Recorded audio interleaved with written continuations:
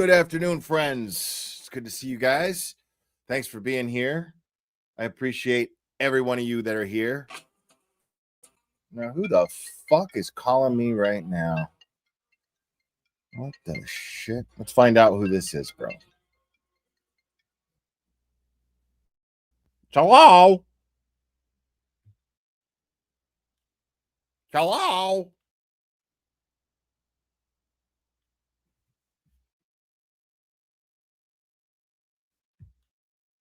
Never. They never do. They never do. Oh, well. Anyways, Liz 88 has gifted what seems to be her daily membership. Thank you, Liz 88. We love you very much. Thank you so much.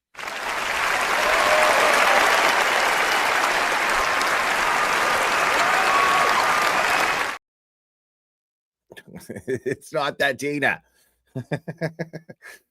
She wouldn't even have that phone number. I thought I was a telemarketer. I was just gonna have fun with them, but whatever. Yeah. So all of you guys can quit whining in my chat. Mary B has been set free. Mary B is now visible in the chat if she ever decides to come back here. But I took care of it. It's all set. Everything's all good. So, and I realize everybody's off watching Pretty Boy Lawyers and whatnot, and I don't blame you. I don't blame you. But anyways, we're gonna do the best we can. I mean, it's like, you could go and you can go in to the corporate place and buy your watered down drinks, or you can come to the underground club where we play real music and serve real drinks. So, anyways, guys, Jay Shockblast, what's up, buddy? It's good to see you, buddy. Now, so today was wild. Okay, dude, on the motorcycle that no fucking traffic ever comes down the street. Mike S, member for 18 months. What's up with court reporter whipping her bits? Did that happen? Listen, I'm going to be honest with you guys. I kind of just checked in, because I was checked out all day. I was like, dude, I'm not watching this shit with Dr. Russell again, dude. I'm not going through it again. I have the advantage where I can choose, and I choose to watch The Punisher again. That's what I chose to do. So that's what I did. And I napped, and it was glorious. It was fucking glorious, dude. So yeah, I'm not going to sit here and go over all of Dr. Russell's bullshit. And it's not bullshit. It's not bullshit. I should say Brennan's bullshit with Dr. Russell. It's just, we don't need to. We know she's qualified. We know Brennan's going to try to throw curveballs.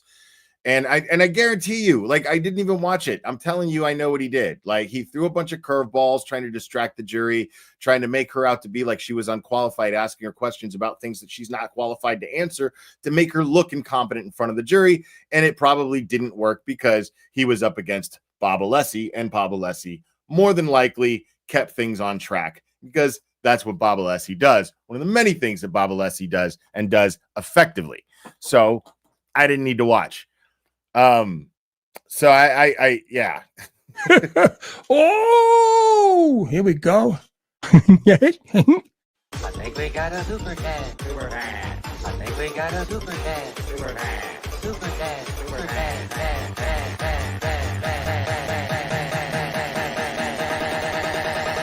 I think we got a super cat. How dare you. Oh my goodness. Look at her butt. Thank you so much. Hank is the representation of the baptism of a cat. He has nothing but screaming absolute shit. Okay. Your super chats are always very colorful. Thank you. Look at her butt. Appreciate that. Quite an image. Quite an image. So what we're gonna do is we're basically just gonna go over Sergeant Barros testimony today. We're gonna discuss that in depth, and but before that happened, something I missed. I didn't catch this, but we're gonna watch it. Apparently, the defense filed a motion for a mistrial. And considering the timing of this motion, I'd say that this was all very, very strategic. Knowing that they were going to call Sergeant Barros up to the stand, because Sergeant Barros just basically, as I stated in the title, incinerated the Commonwealth's case. I mean, they didn't have a case to begin with. He incinerated their frame up attempt. So let's first go over the motion to the motion for a mistrial. Let's go over that. And because I have not heard that yet, so I will be reacting to that.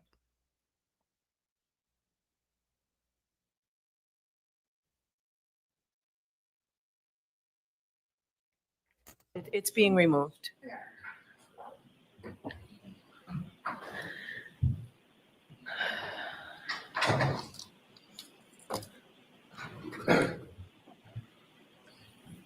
And I love to see Jackson hyping him up. Thank you, Your Honor.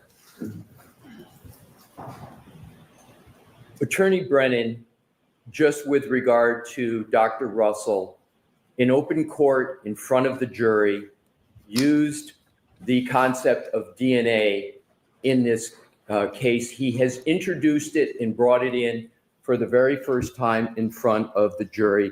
He has done so intentionally. He intentionally brought up DNA. It's Dana and Tracy. Based upon that intentional mention, the defense moves strongly, vigorously for a mistrial with prejudice. With prejudice. A mistrial with prejudice. Wow, he's not fucking around. Look at her butt. I am not the representation of a rainbow, but I would color Barros pink. Just saying. Good Lord. Okay. I mean, that was... I'm going to need a second. Oh! Ew! Dude! What the fuck? I think you better see somebody, Francis. There has been no mention in this trial of DNA with regard to the topic, with regard to what Mr. Brennan has raised. There has been none. Specifically, the prosecution had, in the first trial, had a witness, Terry Kuhn, with regard to DNA. For whatever reason, the prosecution has chosen not to bring that witness in who would testify perhaps to DNA. As a result of that strategic decision that the prosecution made, there's been no mention. I want to be very clear. The defense has been incredibly assiduous and meticulous about not mentioning DNA in any fashion, directly or indirectly. With regard to the hoodie shirt and the hole, the only thing that was adduced in direct examination was a mechanical function, simply of Dr. Russell testifying that a dog tooth went in and came out and caused a certain mechanical effect on the yarn. Nothing even close to the mention of DNA. With regard to representations that Attorney Brennan has made, that somehow there was a hearing that we were on notice, it is completely incorrect. Show me the hearing, show me the transcript where that has been discussed. The prosecution has also said, we always intended to bring on rebuttal Dr. Crosby, who would talk about the supposed absence of DNA, the alleged absence of it. The problem with that of trying to rescue the mistrial that the prosecution has caused with prejudice is that Dr. Crosby could never testify about such a topic, because I would object because there would be no foundation, No because basis. the prosecution strategically chose not to bring in the foundation whatsoever in this trial. The fact that they did it in another trial, or perhaps did it. Yeah, that's some bullshit right there. I could see why he's pissed, because they strategically tried to keep the whole topic of DNA out. At no point has Brennan presented DNA in his entire case. His case is done. He already rested his case. That's it. Your Honor, the Commonwealth rests. That's done. Your window is closed to bring in DNA if you had not already. You do not get to fucking throw that shit in there in cross-examination when you are the Commonwealth. No, my friend. No, my friend. I could see why Bob's pissed. Bob likes things to go as they should go.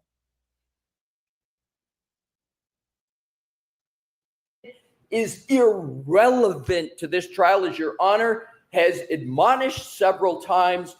What happened? This is a new trial, and whatever happens in the first trial is the first trial. So in conclusion, Your Honor, because of the conduct of the prosecution. Now, before I even continue, here are the thoughts that are going through my head at the moment. Okay. Bob Alessi is emotional. Okay. I would say that that's a negative. Normally, I would say that that's a negative. He's emotional. He's pissed off. He doesn't like these curveballs being thrown. And it's a violation. It's a blatant violation of Karen Reed's rights. And he's a passionate guy, and he's a man of integrity. This I know. And he's pissed, and he's rightfully pissed. And I don't blame him at all for being pissed. But one might argue, well, you know, it's not good. When you're arguing emotion for a mistrial, it's probably not good. Probably good to seem passionate. But the thing is we've only seen passionate Alessi a couple of times, right? So it's easy to mistake as just being pissed.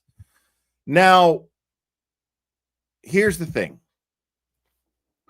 Whitey's ghost just read my mind. What fucking difference does it make? What difference does it make? Why not? Why not be pissed? Why not express to the judge how pissed you are? You know she's going to deny the motion anyway. Why not? Why not let the record show? Why not memorialize how passionate I am if I'm Bob Alessi? Why not memorialize how passionate and pissed off I am about this miscarriage of justice? Because I know it's going to be denied. So, good on you, Bob. Good on you. And specifically, the intentional mention of DNA. The prosecution has put in the jury's mind that topic that is irremediable. That cannot be reversed. That cannot be cured. That cannot be ameliorated with a jury instruction. That cannot be dislodged. The prosecution has to suffer the consequences of its own intentional actions of bringing up that topic. Very well said. I mean, that was as thorough as a statement gets.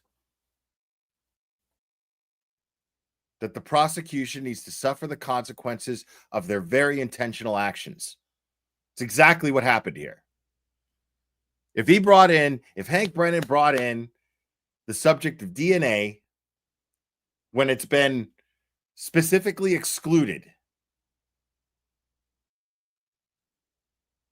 Like that's a bullshit move. That's so crazy. I just don't blame.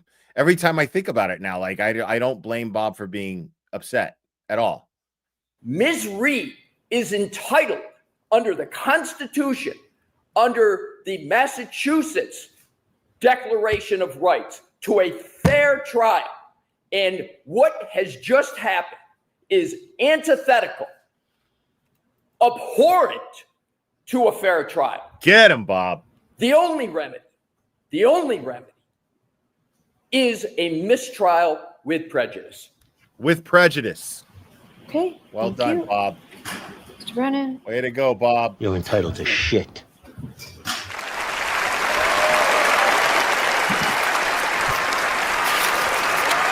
Inquiring of Dr. Russell Oh, about dude. the absence of dog DNA is not only proper and permissible, it's essential, and the Commonwealth is entitled on cross-examination to explore theories and facades that the defense creates if there is actual evidence that undermines or contradicts the representations that they are trying to portray to this jury. Let's be clear. The defense is on notice that there is no dog DNA in the sweater of John O'Keefe. Let's be clear. The defense is on notice that we were not going to See, this bullshit, like this was absolutely intentionally done.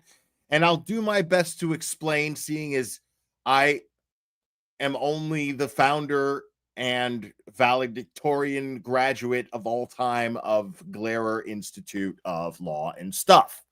But I'll do my best. Okay? Problem here is that Spanky did this totally on purpose. It is naive to think that Alan Jackson strategically waited to bring up until redirect the fact that Sarah Levinson was friends with Kelly Dever. It's naive to think that Brennan doesn't think the same way. Sorry, but it is. I know nobody wants to think Brennan, Spanky's a shitty lawyer. Everybody wants to think that. Everybody wants to like underestimate this guy to tell themselves how great Karen Reed's defense team is. But nevertheless, Karen Reed's defense team is absolutely amazing. But there's a reason why Michael Morrissey hired this asshole right here. And that reason is because the only way to beat Karen Reed's defense team is to be savvy, but dirty too. You need to be both things. And Hank Brennan is both those things. It's just how it is.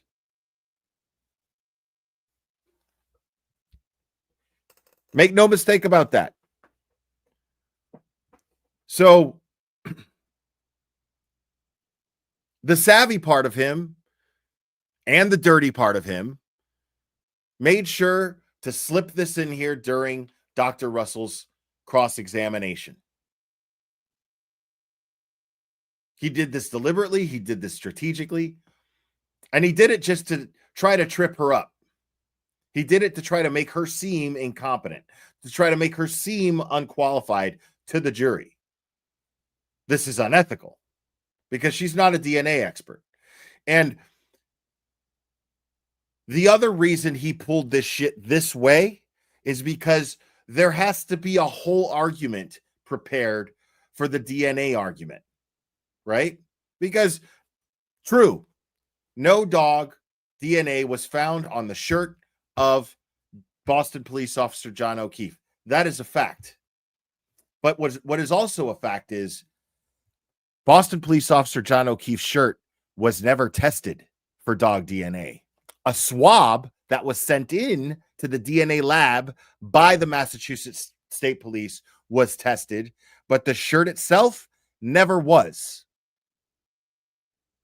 So you take everything that we know about this investigation and how it was conducted, how the evidence was collected, the chain of custody, all of it, or lack thereof on all those things too. You take all of these factors and you put the swab situation with all of those things, I don't believe for a second that that shirt was swabbed in the first place. Why should I believe it? I have every reason to doubt it, don't I? I have every reason to doubt it. So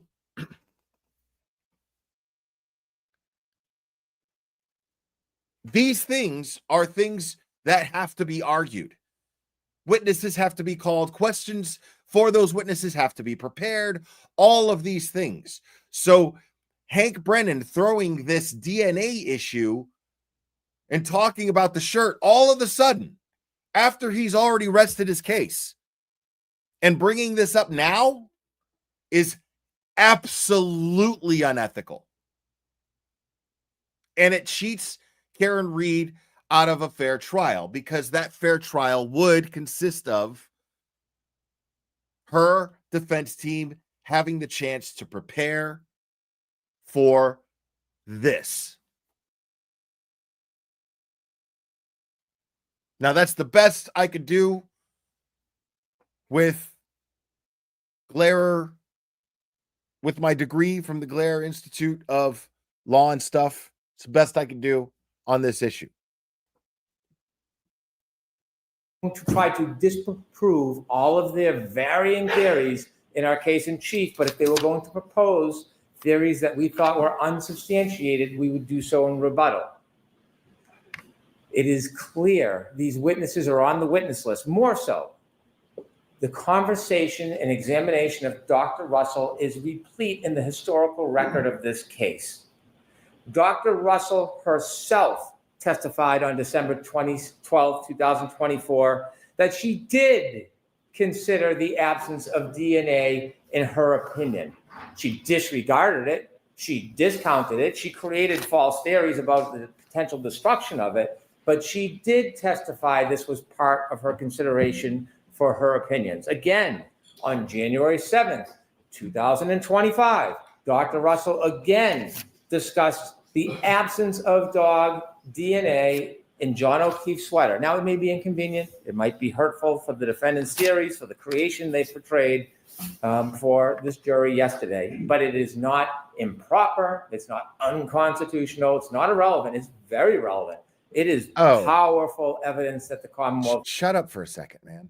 People are inquiring about the Glare Institute of Law and stuff. Is there a degree in there for Hard Knocks too? It's, as a matter of fact, it's a required course for any credits, just so you know. It's a required course. If you already have not completed your School of Hard Knocks, you will not be admitted into the Glare Institute of Law and stuff, just for the record. Has to undermine this idea that the linear superficial abrasions on John O'Keefe's arm were somehow caused by a dog. They, on their case, tried to create impressions about the cause. It was somehow caused by a dog. You hear this, asshole? This guy's fucking unbelievable, bro. Oh, here we go. I think we got a super dad. Super dad. I think we got a super dad. Super dad. Super dad. Super dad. Dad, dad, dad, dad, dad, dad. I think we got a super dad. How dare you?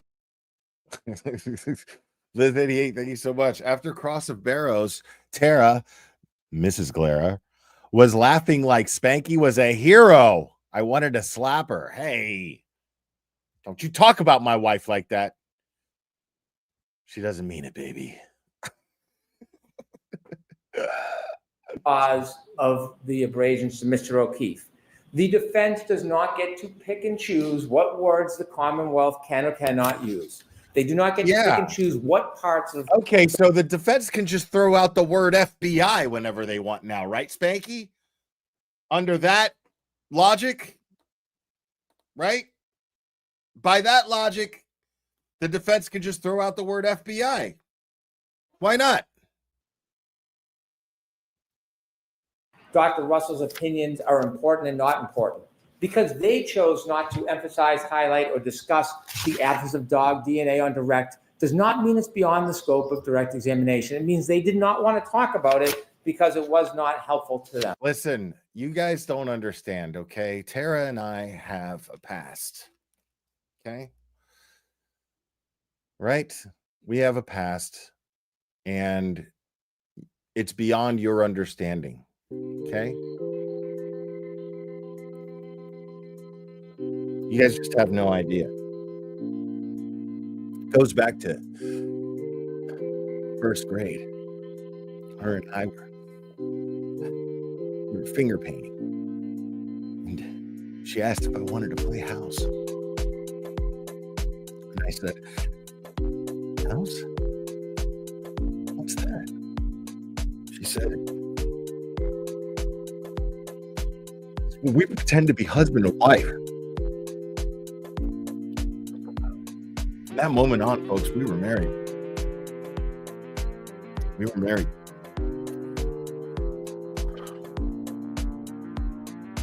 She divorced me about 5 minutes later. How I learned what divorce was. And ever since then, I've longed for her. And we have stayed together.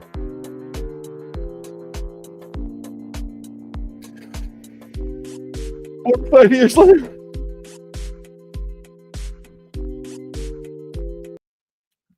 Thank you. Yes. I know.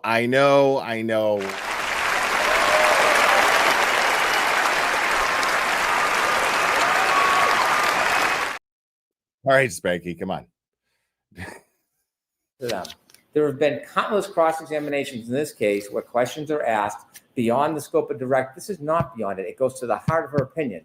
If I cannot cross-examine her, as proposed by the defense, about the heart of her opinion, she shouldn't give it. She shouldn't have an opinion, because you can't come in and just take the favorable factions to yourself and leave out reality. I intend on asking Dr. Russell about her opinions, about the role that the absence of DNA played. Also, I expect to ask her about her attempt to diminish or demean the DNA evidence, because it shows her inherent bias in all of her opinions, where she acts as an... No, it doesn't. What the fuck are you even talking about? She knows nothing of DNA. She knows nothing of DNA. It would be pointless. Even if, dude, listen, even if just her testimony stating, hey, they look like dog bites to me. I know dog bites. I know what they look like. It's my opinion that that's what they are. That's what she's there to do. Nothing more, nothing less. That's really all she's there to do. And you ask her about DNA, she's going to go, I don't fucking know nothing about no goddamn DNA. I'm not a DNA technician. I don't have a doctorate in DNA. They don't make you take DNA courses to study, test, extract, none of that shit when it comes to what I got to do in an emergency room for the past 30 some fucking goddamn years. That shit ain't got nothing to do with nothing.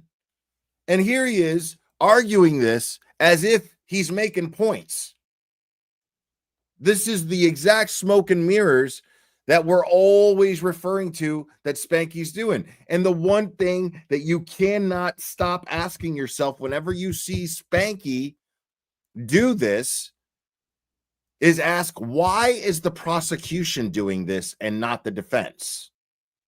Because it's usually the defense that does this, is it not? Why, if the truth is on the prosecution's side and the burden of proof is on the prosecution, then why does he need to put on a show? Why is he constantly trying to derail the defense from presenting the truth? Those are the ingredients, folks, of a fucking frame-up. Period. This is a railroad job. There's no denying that. The facts are there. All of the pieces are there. We can sit here and just act like this shit doesn't happen in real fucking life, but it clearly does. Because we're watching this guy sit here and argue about DNA when he never brought it up in his own case. The prosecution rested. That was it. His window to do this shit is over.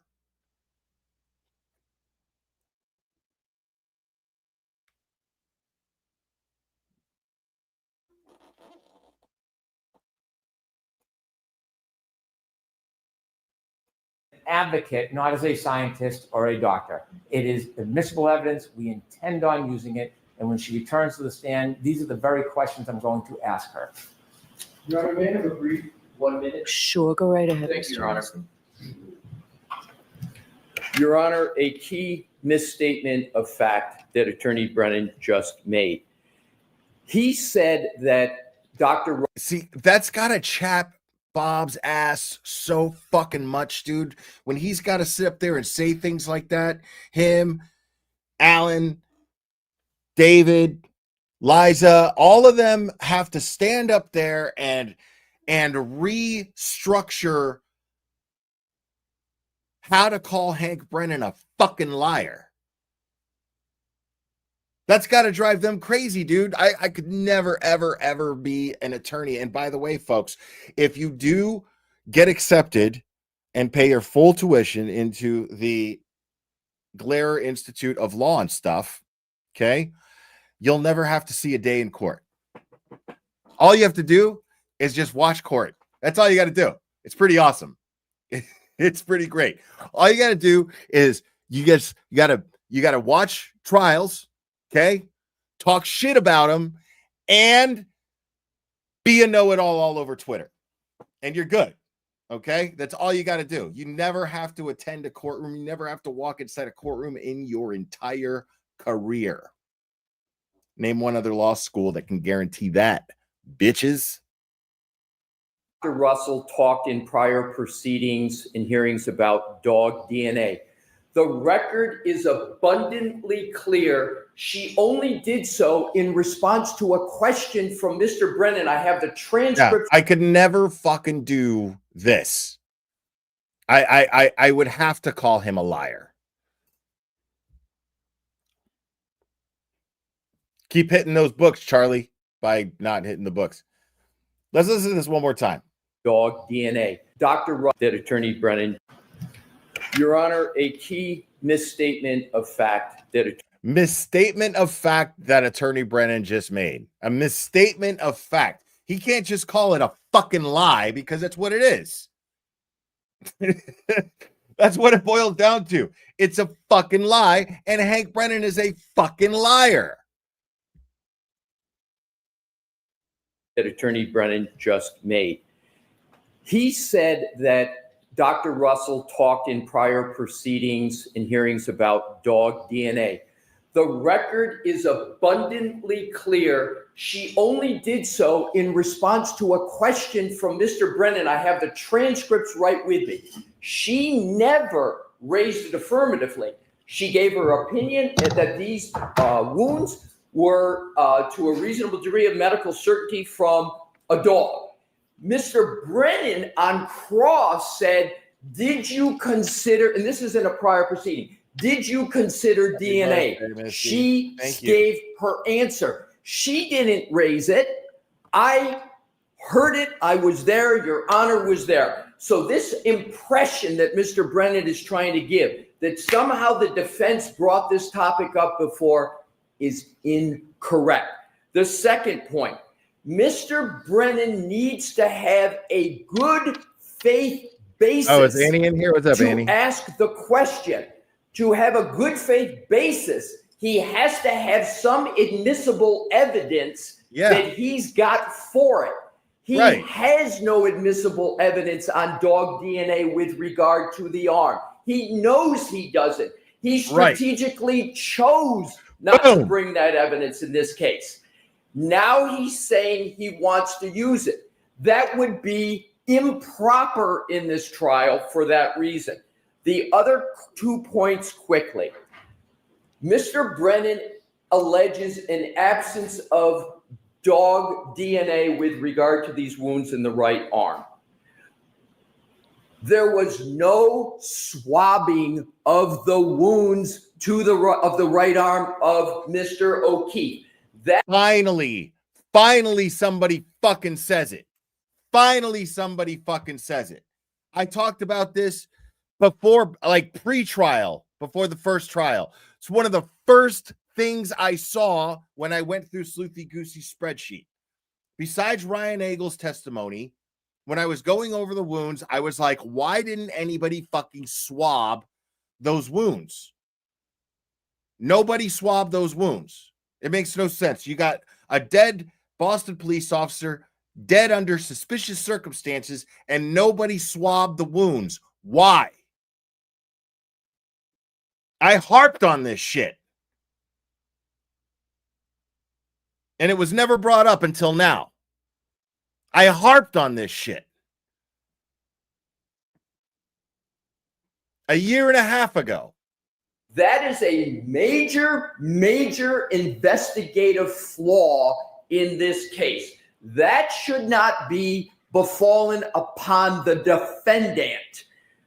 Right. Secondly, there are, with regard to the hoodie, that was one, I believe, swab taken, and we don't know much about it, but what we do know about it is there are horrible, tremendous chain of custody and care with regard to the hoodie, conceded, virtually left on the floor of the ambulance, left on the floor of the hospital, carried around by Mr. Proctor for weeks, maybe even months, not submitted for testing for months. There are huge. Dude, I fucking harped about that shit before I even talked to Turtle Boy. Like, you have no idea how fucking relieving it is to hear this, even though it's not even brought into evidence. But it's nice to know that it would have been brought up had they started to fucking talk about DNA in the prosecution's case. Because I couldn't believe that wasn't brought up. But they were ready for it.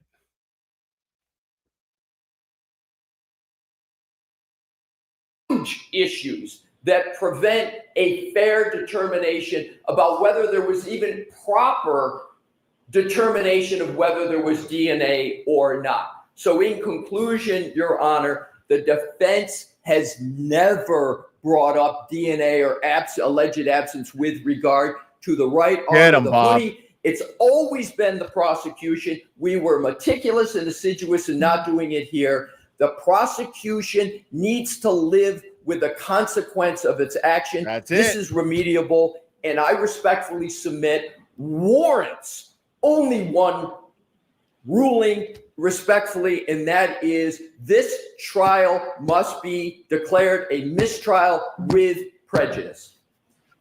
Attaboy, Bob. Well done, Bob. You tell her.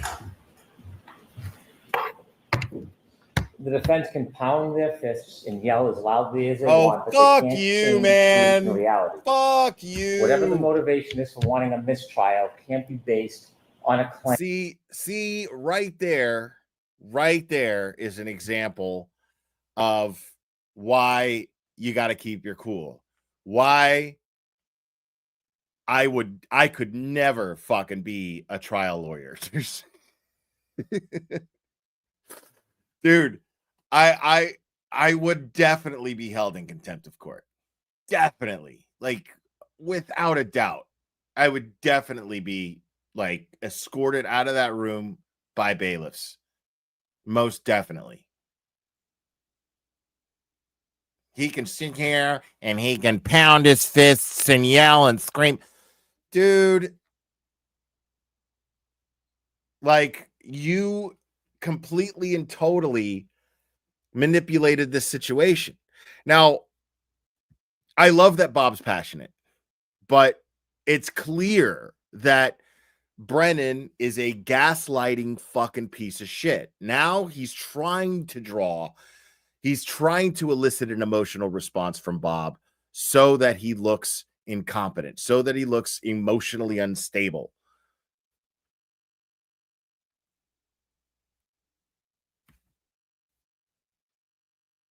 This is like, it's infuriating. Like, because I feel Bob to my fucking bones, dude. Like in my heart right now, dude. I feel him. That shit is, I'd be lucky if I walked out of there without an assault charge. Without one. I'd pick up something and throw it or something, you know? Like, that's the kind of shit. I've said this before. Like, gaslighting, the true meaning of the word, that is the thing that will fucking drive me crazy. That is the way to draw a fucking emotional response for me, most definitely. It is one of the cruelest, if not the cruelest. Dude, punch me in the face all day. You know what I'm saying? Throw shit at me, fucking beat me with a rod, something, whatever.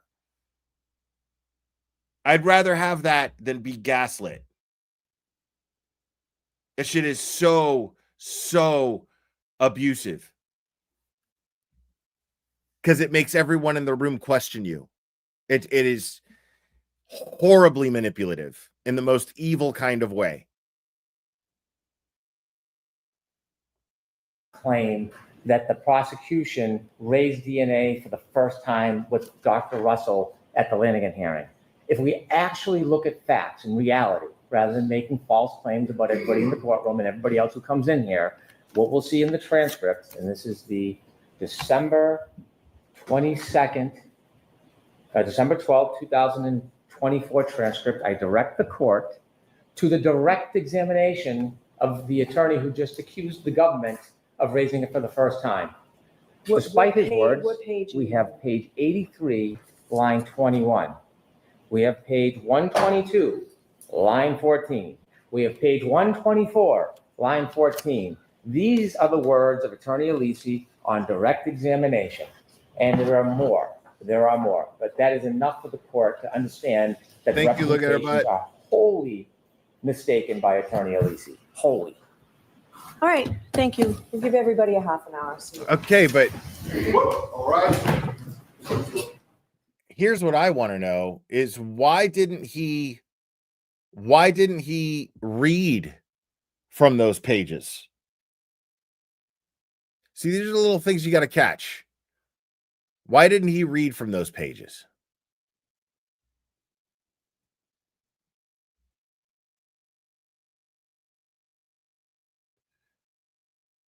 All right, so I'm going to just skip right over to the Nick Barros testimony.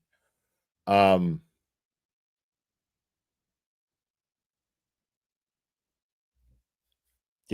that was infuriating. So she denies it, but I wonder, did she at least rule that Brennan can't bring up DNA anymore? I mean, it really doesn't matter because like the next move here basically just destroys the Commonwealth's case. I was just chilling watching Punisher. I thought Dr. Russell was still testifying, and I was just chilling watching Punisher, and then Annie texted me and was like, "Are you watching this, dude?" or some shit like that. And I was like, "Nah." And then she was like, "Go fucking click on my shit and go back a few minutes." And I was like, "Oh shit." So we're gonna watch this. I still was like, all right, I'm gonna go over this, but I'm gonna go back to watching Punisher. And then I went back to watching Punisher. Oh my gosh, such a dumbass. May I proceed, Your Honor? yes. Thank you. Dr. Russell, I am handing you this letter with from Dr. Walsh. And what I am going to do, and you just tell me if I do it correctly, I'm just going to read 2 paragraphs, okay? And you just tell me if I'm reading it correctly. In totality, the injuries documented in the autopsy report and photographs are non-specific and may be the result of That's All not right, where I Dr. wanted to Russell, be. you are all set. Thank you. I'm going to have this marked for identification. Right on. What's up, Mizzy? Right on. That's good to hear. it RRR for ID? Thank you. Yeah, it feels like her denying that mistrial was just like, well, I mean, it boils down to it's got to be for whatever reason we're even here in the first place. She has been pushing for this shit. And the next witness? There's been so many motions to dismiss. Who's the next witness? Yes, just tell me the name because I need to know whether we need to go to sidebar first. Okay, thank you.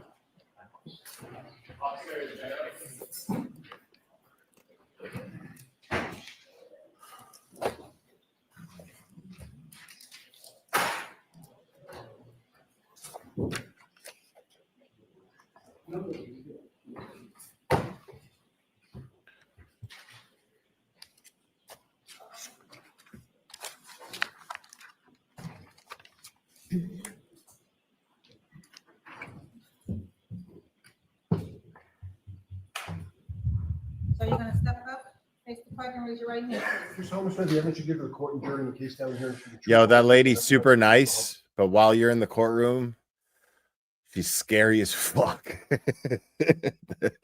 That bailiff right there, she's scary as fuck, but she's super nice. When you're outside of the courtroom, she's super nice. Inside the courtroom, which means that she's doing her job quite effectively. Maybe see. Good afternoon. All right, Mr. Jackson, you are all set. Thank you, Your Honor. Good afternoon, sir. How are you? Good afternoon, sir. Could you please state your full name, spell your last name for the jurors, please? Nicholas Barros, Barros, And where do you currently work? the town of Dayton, Dayton Police Department.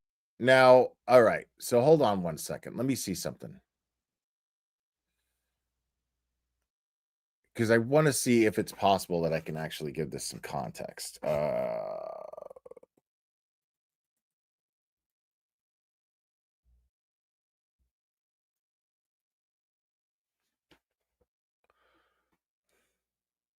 Okay. Now, real quick, let's do this. Let's turn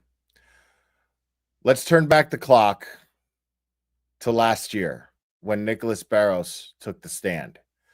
Okay? And this is special thanks to the Trial Channel for putting this up there. Big shout out to Trial Channel.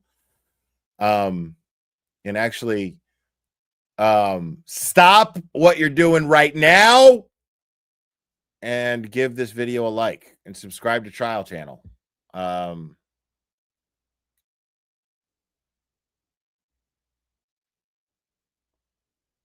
But we're not going to watch the whole testimony. We're just going to watch the very beginning of this testimony. This is from last Ms. year. Holmes, the evidence you give to the court and during the case down here is for the truth, the whole truth, and nothing but the truth, so help you God. I did. So,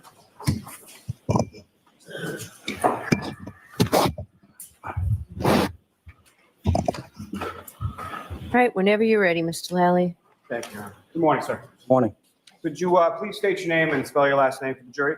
Nicholas Barros, Barros, And how are you employed, sir? with the town of. Now, remember that Lally's doing the questioning here. This is direct examination because Officer Barros here, or Sergeant Barros, is the Commonwealth's witness last year. Okay, now listen close. Town of Dayton. And what, if any, role or what do you do for the town of Dayton? I'm a police sergeant for the police department. And how long in total have you been a member of the Dayton Police? In total, started in 2011, 14 years this December. And how long have you had the rank of sergeant with the Dayton Police? A year and a half. Now, if I could direct your attention to January 29th, 2022. Do you recall that date? I do. And were you working that date? I was. And do you recall what kind of shift you were working on that occasion? I was working the 8 to 4, the day shift. And was that the only shift that you had worked on that occasion, or how long had you been on shift by the time you came on for the 8 to 4? That particular day, I was working from 8 a.m. to midnight. It was on a double. Now, at some point when you first came in, with reference, if you could explain to the jury just briefly or in general terms, when you come on shift for the Dayton Police, what, if any, communication, well, first and foremost, what was your role as far as that particular shift was concerned? I was the officer in charge that day from 8 a.m. to midnight. When I came in at 8 a.m., the outgoing shift, the midnight to 8 shift, had advised me that a resident had called the police station on a 911 call requesting a ride to Brockton Hospital to meet his daughter due to her daughter's boyfriend passing away, and he needed a ride due to the snowstorm. And then as your shift continues, what, if any, further contact or who, if anyone, reached out to you in regard to that earlier situation?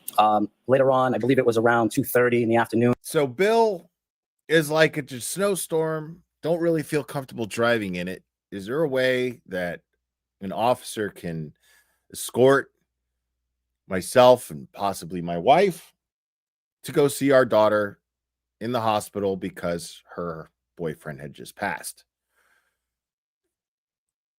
Afternoon, I received a phone call from the Norfolk District Attorney's Office with the troopers assigned there, and they had stated that they were going to come to Dighton to retrieve a vehicle that was involved in a homicide. And did they give you a specific address as far as where they were going? I believe the address was 345 Country Hill Drive in Dighton, North Dighton. And with regard to that address, what, if anything, did you recognize between that and the earlier call that you were just speaking of? That was the address that came up on the 911 call when that gentleman had called earlier on the prior shift. And at some point, did you come to find out who the residents were at that address on Country Hill Lane? I did. Okay. Who did you find them to be? It was the Reed residence. All right, so Sergeant, I'm going to ask you to keep your voice up, and Mr. Lally, you too. Okay, thank you. And the Reed residence was at a William and Janet Reed, is that correct? Correct. Now, as far as you received that call at about 2:30, do you know specifically who you spoke to around 2:30 in the afternoon? Trooper Michael Proctor. And now listen to his voice. I'm going to play this in regular speed so you could really feel Sergeant Barros in how he says this, because I've had a theory ever since I first heard this testimony a year ago. I've had a theory about this guy. a William and Janet Reed, is that correct? Correct. Now, as far as you received that call at about 2:30, do you know specifically who you spoke to around 2:30 in the afternoon? Trooper Michael Proctor. The disgust that he seems to have. There's a big difference. When he says Bill and Janet Reed, he's almost smiling. Pay close attention. Pay close attention. On Country Hill Lane. I did. Okay. Who did you find them to be? It was the Reed residence. All right, so Sergeant, I'm going to ask you to keep your voice up, and Mr. Lally, you too. Okay. Thank you. And the Reed residence was at a Now watch William him and close. Janet Reed, is that correct? Correct. He almost now, smiled. As far as Correct. Moves his seat up so that he could be heard well into the microphone, following Judge Bev's instructions. you received that call at about 2:30, do you know specifically who you spoke to around 2:30 in the afternoon? Trooper Michael Proctor. Boom. And That's he says that with almost contempt.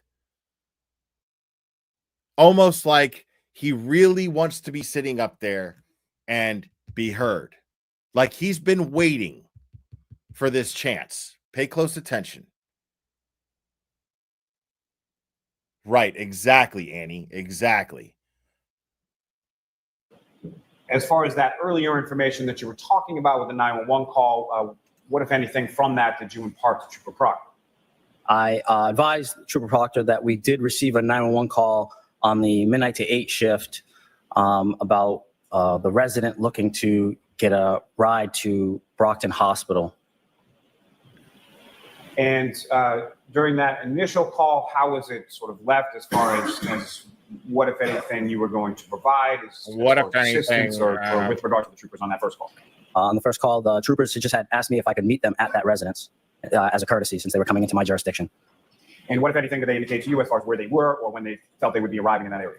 Trooper Proctor advised me that they were heading, I believe, from Canton, and once they were about 10 minutes away, they would recontact me so that I could meet them at the residence.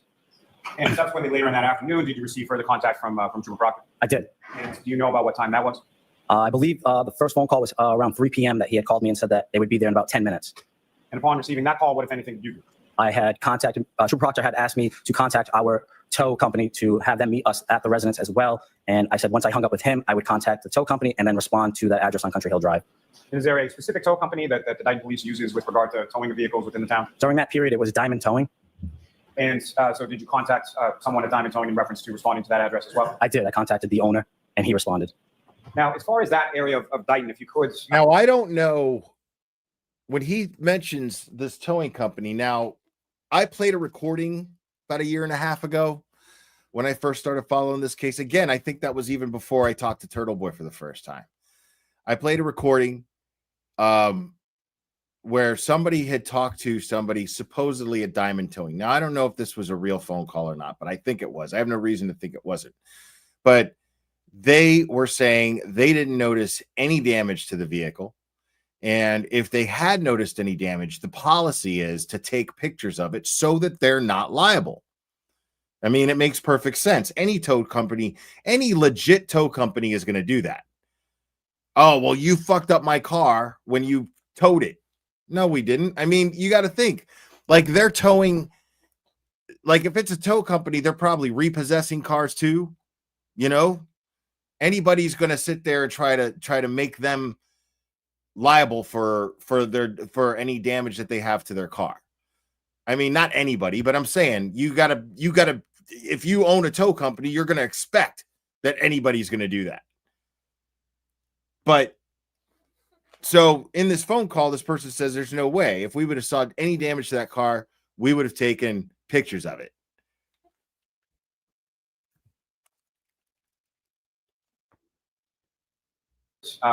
Explain to the jury sort of what you observed as you were coming down towards that residence on that day. Okay, so but the problem with that is that it does contradict what Sergeant Barros here is saying.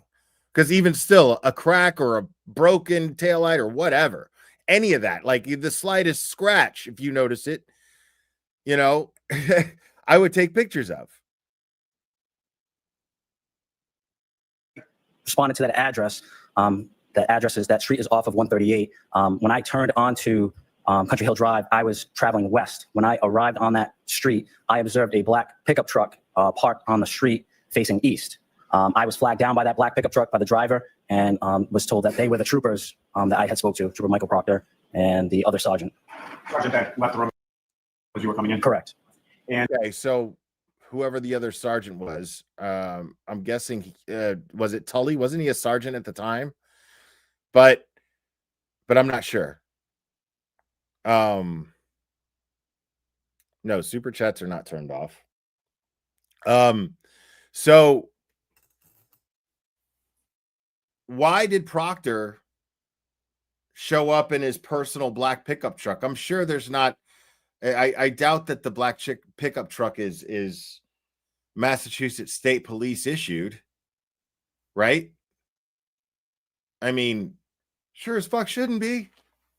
I mean, that right there is a waste of taxpayer money. So, but why is he driving? It sounds like his personal vehicle to do official police business. Oh, it was Bukaki. Okay. Yeah, it makes sense. They're partners, right? And what identification did they provide to you in reference to that? They showed me their ID and their badges. Are they Massachusetts? And then from there, where did you proceed? I had parked my marked police vehicle at the end of the driveway since it was a snowstorm and we could not get into the driveway. And then we walked up to the residence. So when you say it was a snowstorm and we couldn't get into the driveway, can you expound upon that a little as far as explain to the jury why it was that you couldn't get into the driveway? It was about a foot of snow in the driveway. And as far as that snow that you observed when you arrived there, was that snow, how did that snow appear as far as, how did it appear as if it had been shoveled or snow blown or untouched, or how did it? It was untouched. Now, as you're going through the snow, and correct me if I'm wrong, but it's yourself, Trooper Proctor, and Sergeant from the State Police, and if anyone else is going along with you. I had an officer that was field training with me that day, and he was with me as well. And we went up to the residence. And as you're walking up to the residence, what, if anything? Yeah, I love that. As you're going with everything we know about him, I love that shit. Love that shit. With everything that we know that day about this guy so far, this guy right here, being as honest as he is, it's comforting to know that he had an officer in training with him. It's comforting. I love that shit. I love that he's not testifying that Proctor and Buchanan had an officer in training with them. Police F-150 vehicles are very common. Okay. God damn, man. That's crazy. Okay. going towards, say, any door or getting closer to the home? I remained at the garage. The two troopers went to the front door and made contact with the homeowner. Now, as far as you were there specifically for a vehicle, correct? Correct. Did you observe a vehicle in the driveway at any time? Yes, we observed a black Lexus SUV in the driveway. And what, if any, observations did you make to the rear area of that vehicle specifically? At first, I did not go up to the vehicle. I just remained at the driveway and waited for the troopers to come back. And once they came back, they were let into the house through the garage. I had walked in with them briefly and then went back out to the garage and remained with the vehicle. And as far as at any point in time, did you have any conversation with anyone named Karen Reed that day while you were at the house? I did not. Now, with respect to you come back out to the garage, is that correct? Correct. And No, right there. I didn't even talk to her. the troopers are inside the house, is that also correct? Correct. Now, at some point, do other vehicles come down to the driveway area of this residence that you were at? I had contacted the highway superintendent after speaking with the troopers about how to retrieve the vehicle since the driveway was untouched and had about a foot of snow. I had made the decision that I would call the highway superintendent and see if that he would come and plow the driveway so that the tow truck would have access inside in the driveway. And just in reference to this driveway, just if you could, not exact footage or anything, but how close is this Lexus SUV parked in relation to the roadway? How long is that driveway? It's got to be about 150 feet off the roadway, if not more. And if you recall, from where you're standing at the point of the garage, was what part of the vehicle was facing you? Was it the front of the vehicle, the back of the vehicle, the side of the vehicle? I was looking at the left side of the vehicle. And at some point, did you make any observations of the right rear part of that Lexus SUV? I did. And what, if anything, did you observe about that area of the vehicle? I saw that there was some damage to the right rear taillight. To my best ability and recollection, that taillight was not completely damaged. It was cracked and a piece was missing, but not completely damaged. Boom, boom, boom, boom. It's got to be about a... Now, pay close attention to that, folks. Pay close attention to the way Lally asks the question, and then pay close attention to how Sergeant Nicholas Barros answers it 1 year ago. About 150 feet off the roadway, if not more. And if you recall, from where you're standing at the point of the garage, was what part of the vehicle was facing you? Was it the front of the vehicle, the back of the vehicle, the side of the vehicle? I was looking at the left side of the vehicle. And at some point, did you make any observations of the right rear part of that Lexus SUV? I did. And what, if anything, did you observe about that area of the vehicle? I saw that there was... He didn't ask. He just asked. He didn't even specifically ask about the taillight. Lally asked the right rear side of the vehicle. What did you notice? Very general question, specific place to look at, but very general. What did you see? What did you just happen to see? What did you notice? There was some... I did. And what, if anything, did you observe about that area of the vehicle? I saw that there was some damage to the right rear taillight. To my best ability and recollection, that taillight was not completely damaged. It was cracked and a piece was missing, but not completely damaged. And then that right there. Now, when I streamed this live, I was like, boom. And I realized immediately this guy was waiting for the opportunity to put that information out there. The way Lally asked the question did not set him up to say that. He freely gave that information, specified it was not completely damaged. He wanted to make sure the jury understood, to the best of my recollection, it was not completely damaged. It was cracked and there was a piece missing. That's it. He did this on purpose. He was waiting for the opportunity because this is a guy who has been watching this shit happen, has been following this, and we're talking a year ago, but he was watching it for the past 2 years. From that day, 2 years forward. This guy. And he was waiting for his opportunity because he's like, wait a minute. They're saying that's the taillight, that's what it looks like. He sees pictures of it just a few months before this takes place, and he says, that's what they're saying the taillight looked like when I was at that house? No way. I hope they call me up. I hope they put me on that stand. And Lally didn't even prep this guy. This guy didn't come forward and say, because he didn't trust anybody. You think this guy's going to trust Lally? This is a guy who clearly knew that this was a total fucking sham all the way up to the top. This is a guy that knew it then. Because he didn't come to the DA and go, hey, listen, man, what I saw, dude, that is not the taillight that I saw. It was not damage to that level of severity. It just wasn't. Normally, that's what you do. You go straight to the DA and you go, hey, this is what's going on. But that didn't happen because Lally had no idea Homeboy was going to sit there on the stand and offer up that information so freely. He had no idea. Right, exactly, Annie. And the Commonwealth has been seeing us talking about this for the past year, talking about his testimony, that part of his testimony specifically, for the past year. And it's naive to think, it's not arrogant to say Hank Brennan is watching YouTubers. Dude, no, man, it's naive to think that he isn't. Because Hank Brennan is an idiot. If he's pulling off the record shit from Gretchen Voss and from 2020 Dateline, he's subpoenaing all this shit that she may have said off the record. Meanwhile, she's got YouTubers back then, the first trial, YouTubers sitting as her guests with her family in the courtroom. It's naive to think that Hank Brennan is not watching us YouTubers. Sup, Hank? It's naive. Looking for anything that he can use because he doesn't have a case. Now, that's what I wanted to go over for the first trial. He freely offered that up a year ago. Very important to remember. And this is why the defense called him up and not the prosecution. Clearly why the defense called him and not the prosecution.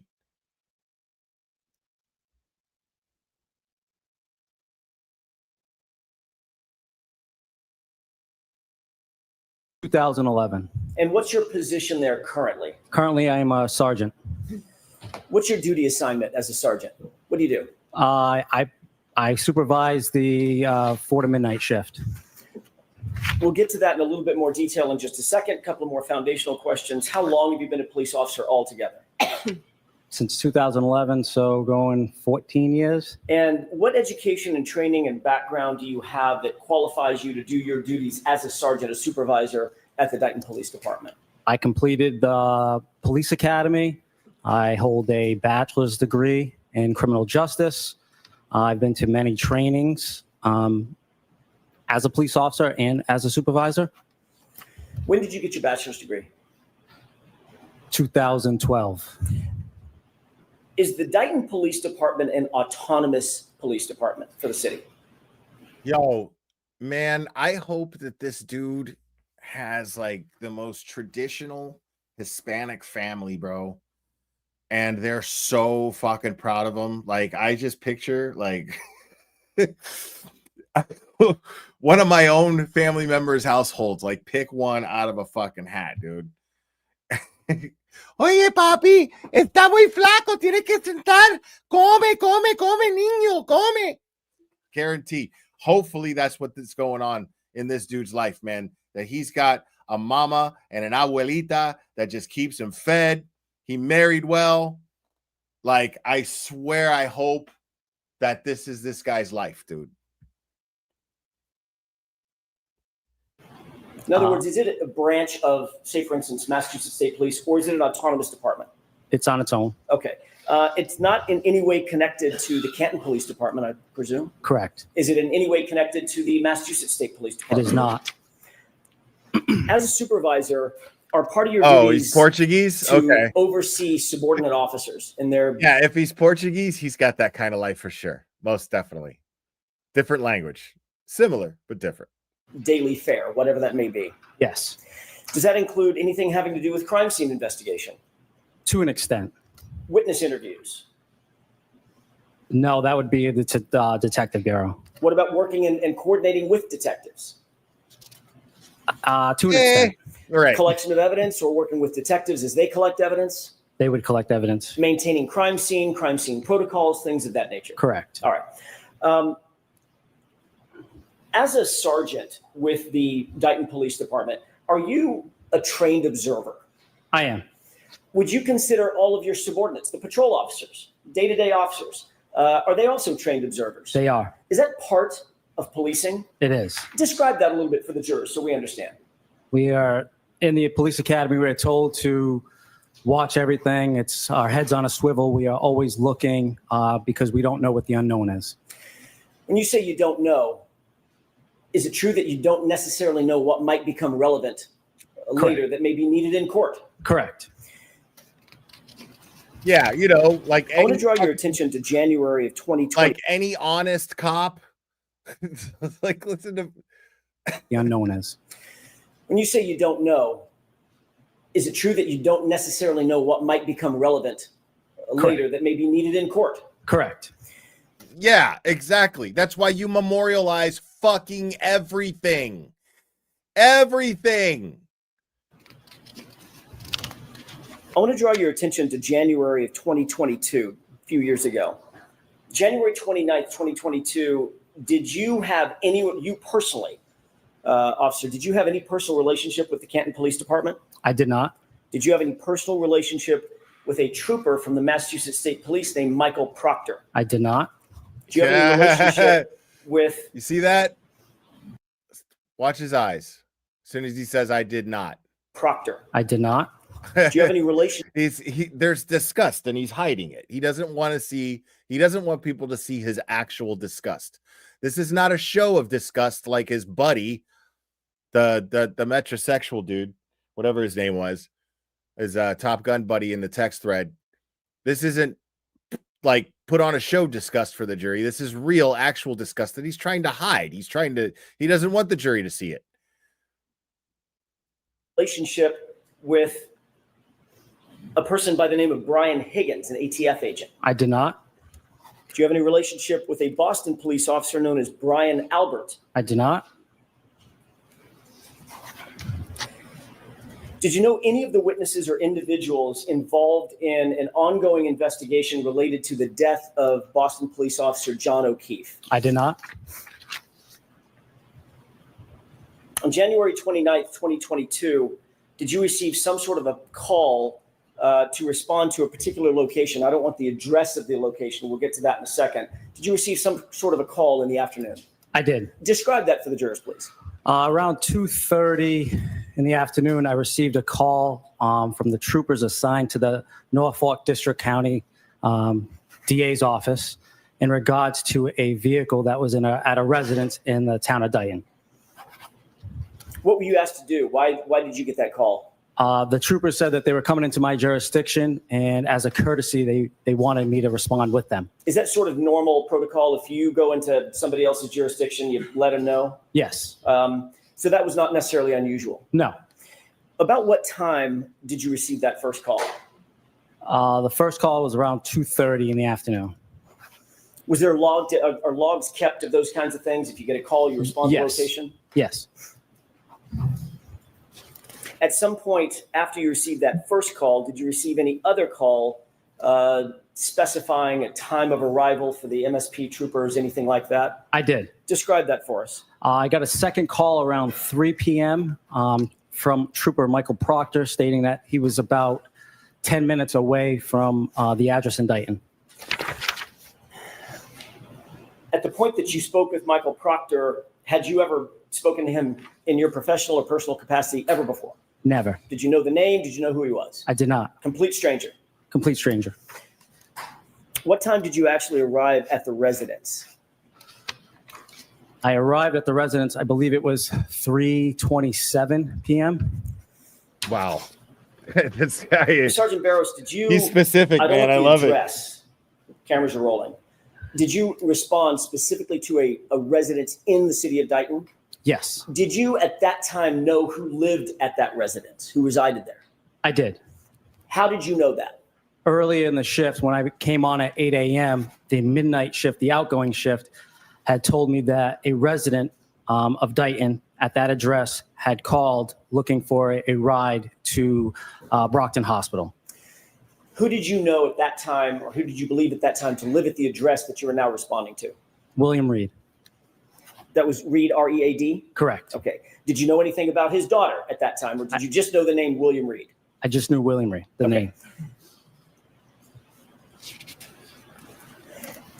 At the time that Michael Proctor called you, did he say anything about what his intentions were once he arrived at the location? Yes, his intention was to retrieve a vehicle that he said was involved in a homicide. Did he specifically say to you at 3 o'clock-ish in the afternoon he intended to seize the vehicle? I believe the first phone call, that was his intention. Meaning all the way back to 2:30?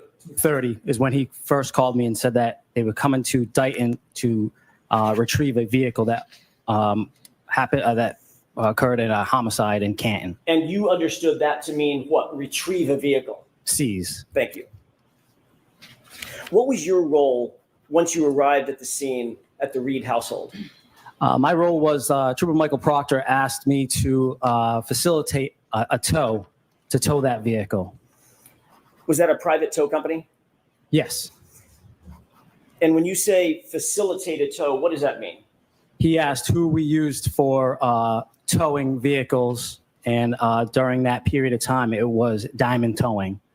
Did Diamond Towing ultimately show up, a representative of that They did. tow company? Now, it's very important to note, folks, another drop in the bucket of suspicious bullshit is they contact the Dighton police to liaise with them on seizing a vehicle. You've got the Massachusetts State Police who is liaising, requesting that the Dighton Police Department help facilitate the seizing of a vehicle in Dighton.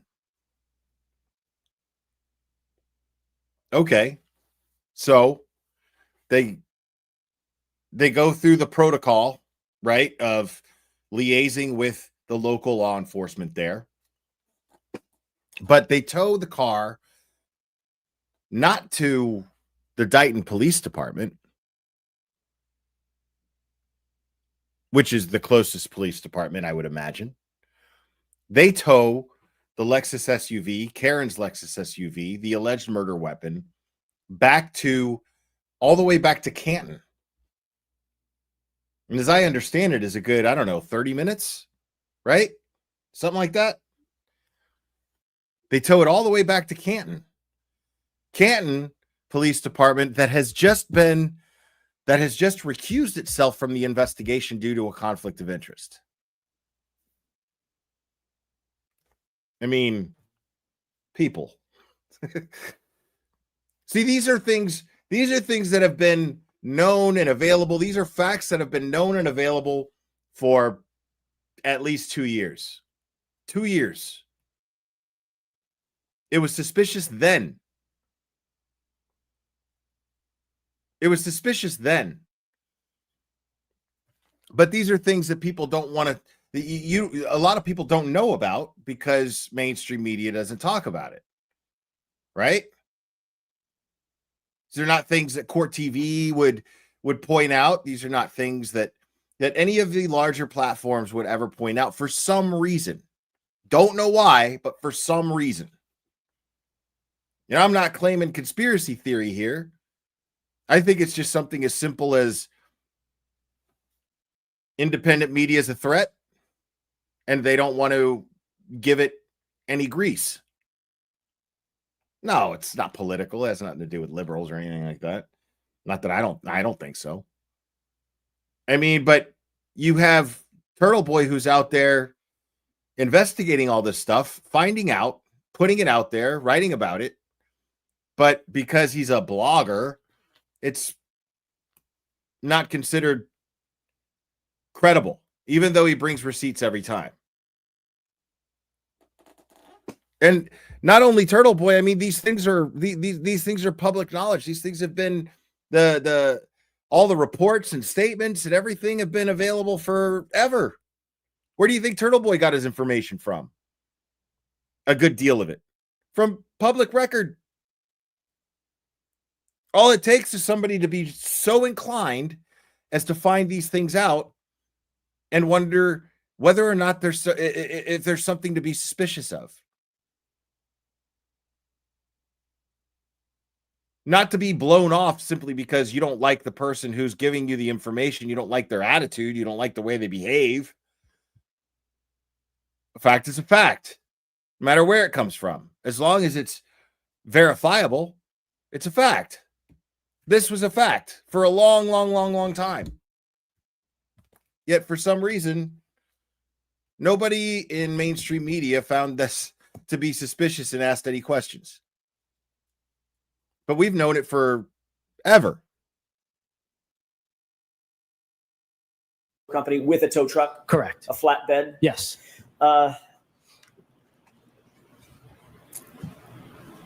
Who was with Trooper Proctor when you arrived at the scene? Sergeant Buchanan. Had you ever met Sergeant Buchanan before? Never. Did you know him? Nope. Do you know him professionally or personally? Never. Had you ever spoken to him? Never. Ever? I'm so sorry. It's getting late in the day, and I guess I'm going too fast. Sorry, my fault. Let's start that just a little bit slower. Did you know him? No. Had you ever spoken to him before? No. Mr. Jackson, I'm going to need to break your momentum, okay? Okay, just slow it down. We can't have you feeling confident in your questioning of your witness. Thank you. Had you ever heard his name before? No. No relationship whatsoever? None. Same with Trooper Proctor? Correct. Once you arrived at the residence, did you have an opportunity to see the vehicle that was the focus of Trooper Proctor and Sergeant Buchanan's attention? Yes. Once I arrived and I parked my cruiser at the end of the driveway, I observed a black Lexus SUV in the driveway. What were you driving? I was driving a Ford F-150 police cruiser. Okay, well, there you go. A police cruiser that's a Ford F-150? Even I hadn't caught this. I only caught the part where he showed the taillight, so I am actually reacting to this. This is funny to me because I was just talking about how it was kind of weird that they have police cruisers that are issued. Okay. Correct. They have those? Yes. Jackson's just as surprised as I am. Cool. Cool. Were you in full uniform? Full uniform. Gun, badge, the whole works? The whole works. Did you ever go inside the house? Briefly. What was the circumstance of going inside the house? I went inside to let the troopers know that the tow truck operator was there. And I also went in to ask how we're going to get the tow truck into the driveway because there was about a foot of snow. Okay. That sort of answers my next question. Did you see whether or not Trooper Proctor and Sergeant Buchanan actually did go inside the residence? Yes, they did. For the bulk of the time that they were in the residence, where were you? Outside the residence. Were you with the black SUV? I was in the garage speaking to the defendant's mother. The defendant's mom? Yes. Janet? Okay. Yes. Where was the SUV at this point? Yeah, Janet's probably smiling. She's so sweet. In the driveway. Did you have an opportunity to see the SUV? I did. Did you walk all the way around it? Not all the way around. Did you see the rear end of it? I did. Did you make note of the rear end of it? Yes. How long would you say you were at the location in a position to observe the rear end of that SUV? 2 minutes, 20 minutes, something in between, longer? I would say not the entire time that I was there, but a good amount of time. More than a glance? Yes. More than a glance. A good amount of time. This is the afternoon of January 29th, 2022, correct? Correct. Before the vehicle had been seized formally by Trooper Proctor and Sergeant Buchanan, correct? Correct. There you go. Did you observe anything of note about the rear end of that black SUV? Yes, I. Now, That's the money shot right there, but very important. Very important that the jury knows what time this was. This is before it goes into the Sallyport. This is why Sallyport footage and anything involving the Sallyport, anything involving Canton PD at any time after this raises questions.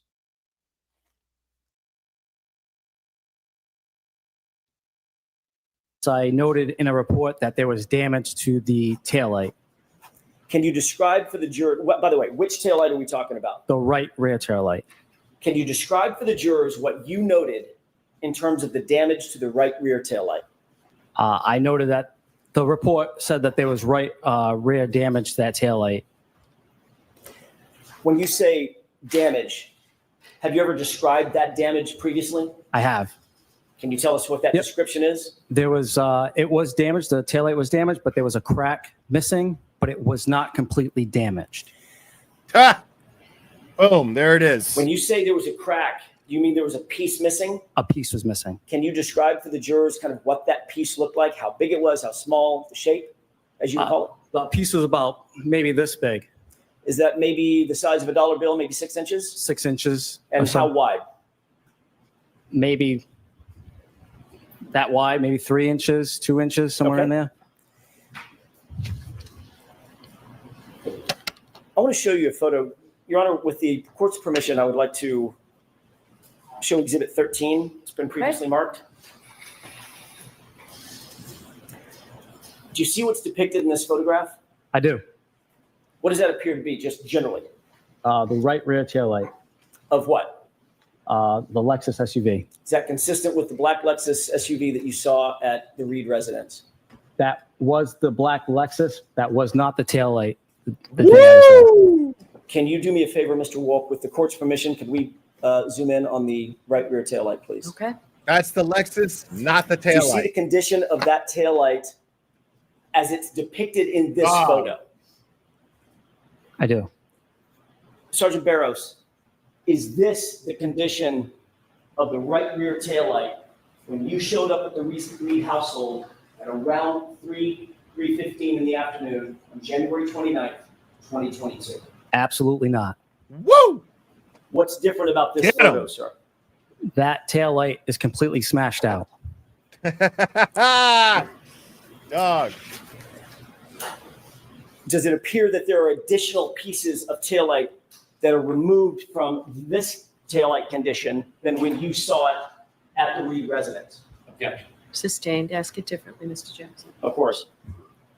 Describe specifically, other than the fact that it's different, describe in detail for the jurors what is different about this taillight as it's photographed here. That middle section was intact when I was there. Towards that right side where that large chunk is, that's what was missing. I'm going to hand you a green laser pointer. If you can, there's two displays, one monitor directly in front of you and one to your right. If you could use the one to your right, it's a little easier on the jurors. Describe what's different about that taillight. Can you see that? So this area was intact. This is what I saw was missing here. May I approach? Yes. That makes perfect sense. That makes perfect sense. That tracks to her hitting John O'Keefe's Traverse. It's in the exact same place where her SUV made contact with John O'Keefe's Traverse at 1 Meadows Ave at about 5 a.m.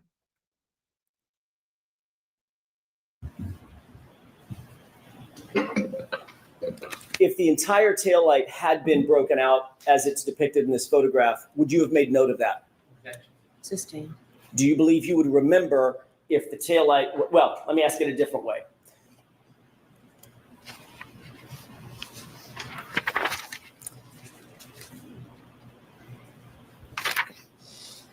The piece that you saw missing, but not completely damaged, is the reason that you used the phrase "not completely damaged" to highlight the fact that there was still more taillight attached to the vehicle than is depicted in this photo? Sustained. We can take this down.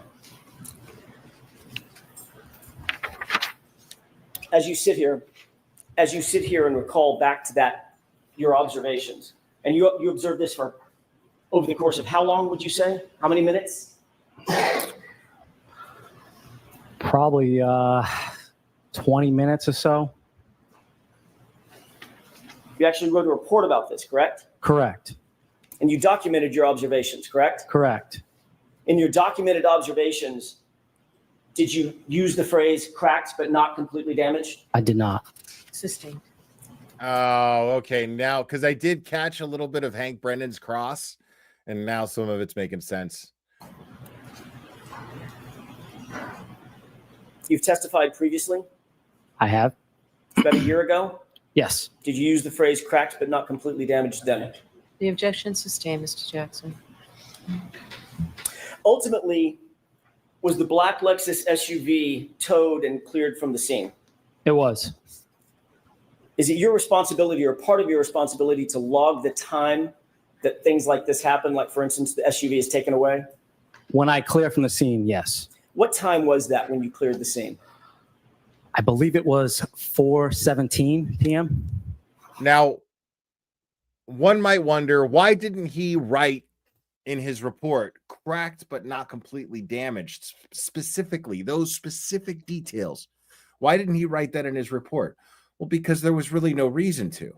That there was some damage to the taillight, and that's all you need to know. In a report, there's nothing. He's not investigating a murder. He's not investigating a murder. He didn't know that this was going to be the purpose of that this taillight was going to be such a point of focus. But once he realized it and he had the opportunity to speak up on it, he took advantage of that in a good way. He took advantage of being a good cop. He took advantage of being an honest person. And he sat there on the stand during the last trial and specified this. When he realized, once he already knew that there's some shady shit going on here. Clearly. I mean, this is obviously what's going on here. There was no reason to put those kind of details in the initial report because there was nothing suspicious about it. It was just like, all right, well, there's some damage to the taillight. The reason why he specified it in court is because he already knew that those pictures that he's looking at now in court were already public when he took the stand the first time. Those pictures were already public, and I guarantee you this dude was like, no, that's not the taillight I saw. I don't know what the fuck is going on here, but that's not the taillight I saw.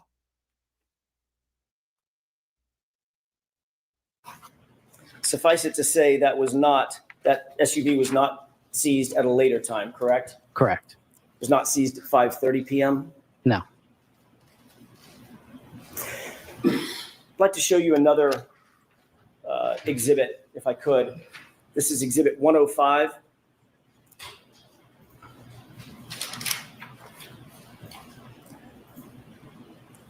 Do you recognize this scene generally? I do. Do you recognize it as being what do you recognize as being? This is the Reed residence. Do you see some vehicles in that still shot of the video? I do. Describe what you see. That tow truck is diamond towing, and that other vehicle that's at the rear of that tow truck is the Lexus SUV. And you can't see the back of it. Fuck. If we could, with the court's permission, zoom in. It's high on the screen, correct? What's that? The vehicles are high on the screen as we're Correct. looking at it. Could we zoom in to the top left portion of the screen? Okay. Can we play this video? Yes. Thank you, Your Honor. Oh, it's a video. Oh, shit. Okay. Okay.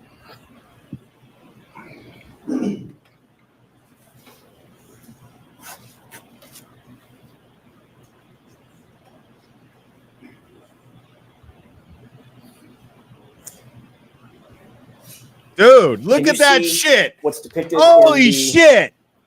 Still image of that video. Yo. Right I can. now? I'm gonna ask you if you'll turn to your right. Concentrate on this area. This area Get here. the fuck out of my face with that Do you see what's depicted in that still image? I do. Does that appear to be a taillight? Yes. Does it look clear? Does it look like it's shining red? Looks clear. The portion that is intact, does that appear to be brighter red? Correct. And the photograph that I just showed you a second ago, is that red portion there? Dude. Can you rephrase that? Case fucking Let's closed. go back. You see the red? Oh, Yes. I wish I could see the jury Is that right the now. condition of the taillight as you saw it on January 29th around 3:15 or 3:30 when you got to the location? It was. Let's go back to the other. You sure did, Is it David. 13? Thanks, buddy. Can we zoom in, please? That's Can done, you see dude. this entire That area shit is not done. missing? I can. Sustained. Just ask it differently. Sure. The area that I'm circling here, do you see any red lens in that area? No. Is that consistent, this photograph consistent with the condition of the taillight as you saw it on January 29th, 2022, at just after 3 o'clock in the afternoon? Absolutely not. Thank you. Boom. People. First of all.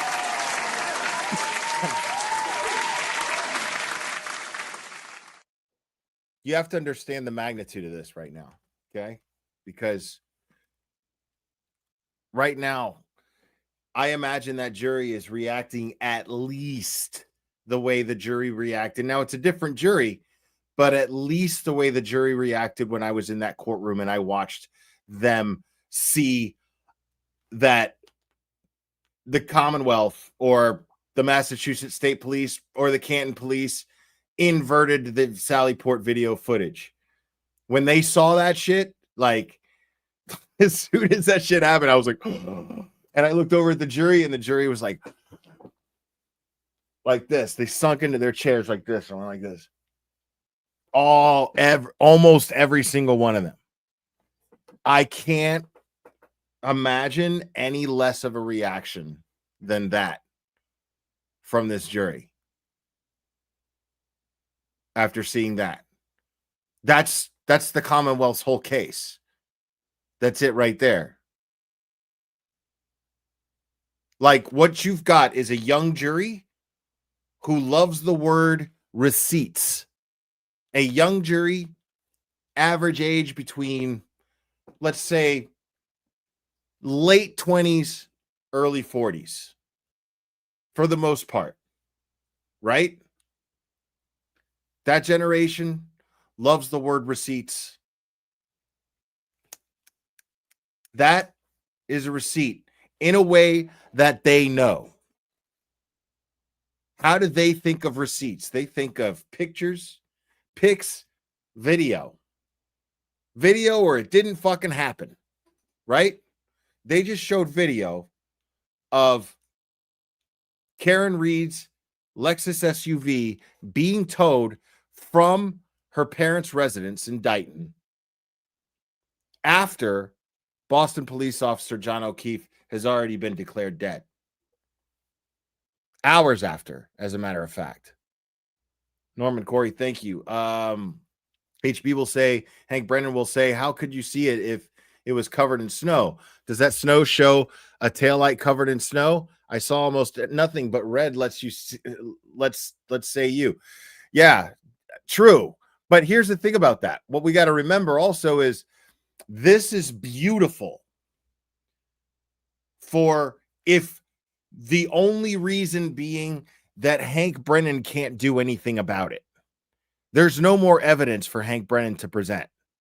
Hank Brennan has presented all of his evidence. Hank Brennan has presented the Commonwealth's case and rested it. It's done. He cannot present any more evidence. That picture with the white snow on it, bullshit. That's bullshit. I mean, it's just white snow, if anything. That picture where they tried to say that the taillight was broken from the dash cam footage, no good. Why? 2 reasons. Because that footage right there doesn't lie. It's video footage. It's playing. It's there. It is what it is.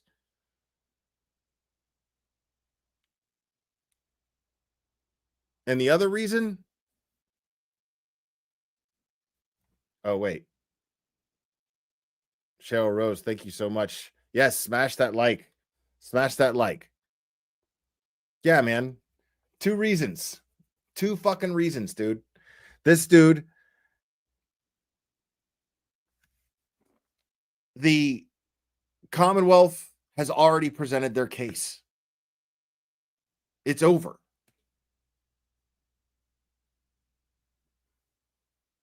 You can't do anything about it. It's already over. That this footage does not lie. It's video footage.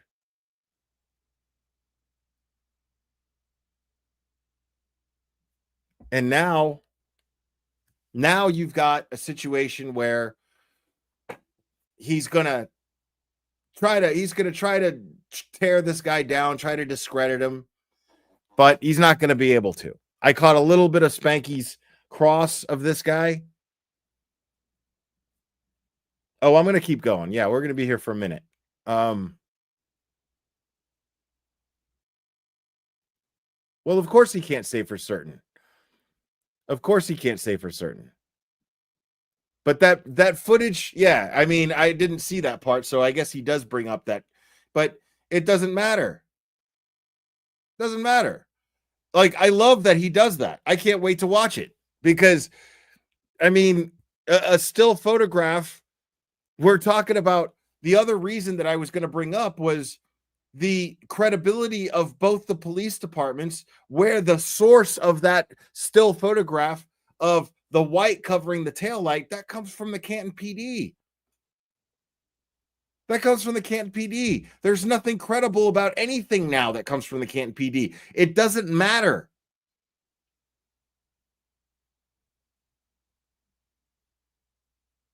It doesn't matter. You've got video footage. These are those 2 reasons. You've got video footage of the car being towed, the Lexus SUV being towed, and you can clearly see the taillight. And then you've got footage coming from, or a still photograph coming from a dash cam video that they don't play. It's just a still photograph coming from a dash cam video that from a compromised police department. The integrity in this trial of that, the integrity of that police department in this trial has been compromised. It is fucked. It's done. The turtle, thank you so much. Barros probably never in a million years thought the taillight would ever end up looking different after Proctor picked it up. Thanks for the coverage, my dude. Free Karen Reed. Absolutely. Thank you for being here. I appreciate that. Yeah, this is done. Like, like if at this point, no, you don't have to, man. I read typo. You don't have to throw another $2 in there, man. I speak typo for the most part. I'm pretty good at it. But thank you. Yeah. It's gotten to the point for sure, in my mind, that if this jury does not acquit Karen Reed, like if she doesn't walk out of there with these charges gone, I am convinced this jury is being tampered with. I'm convinced of it. Like there's just no way. There's no way. This is just blatantly obvious. Their whole case is fucking done. It's incinerated. It's fucked. It is charred. Lights, please. Thank you. Thank you.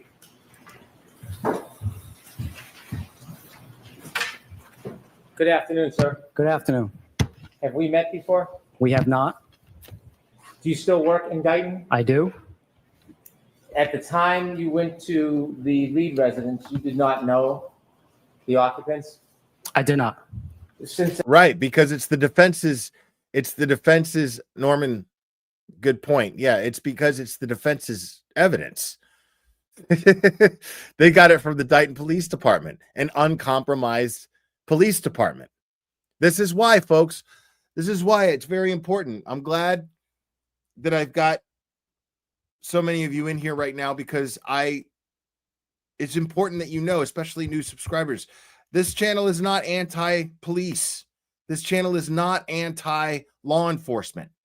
This channel supports law enforcement. I support law enforcement. But I have no love and hold no quarter in my heart whatsoever for corruption. I just simply don't. My disdain for corruption is stemmed from my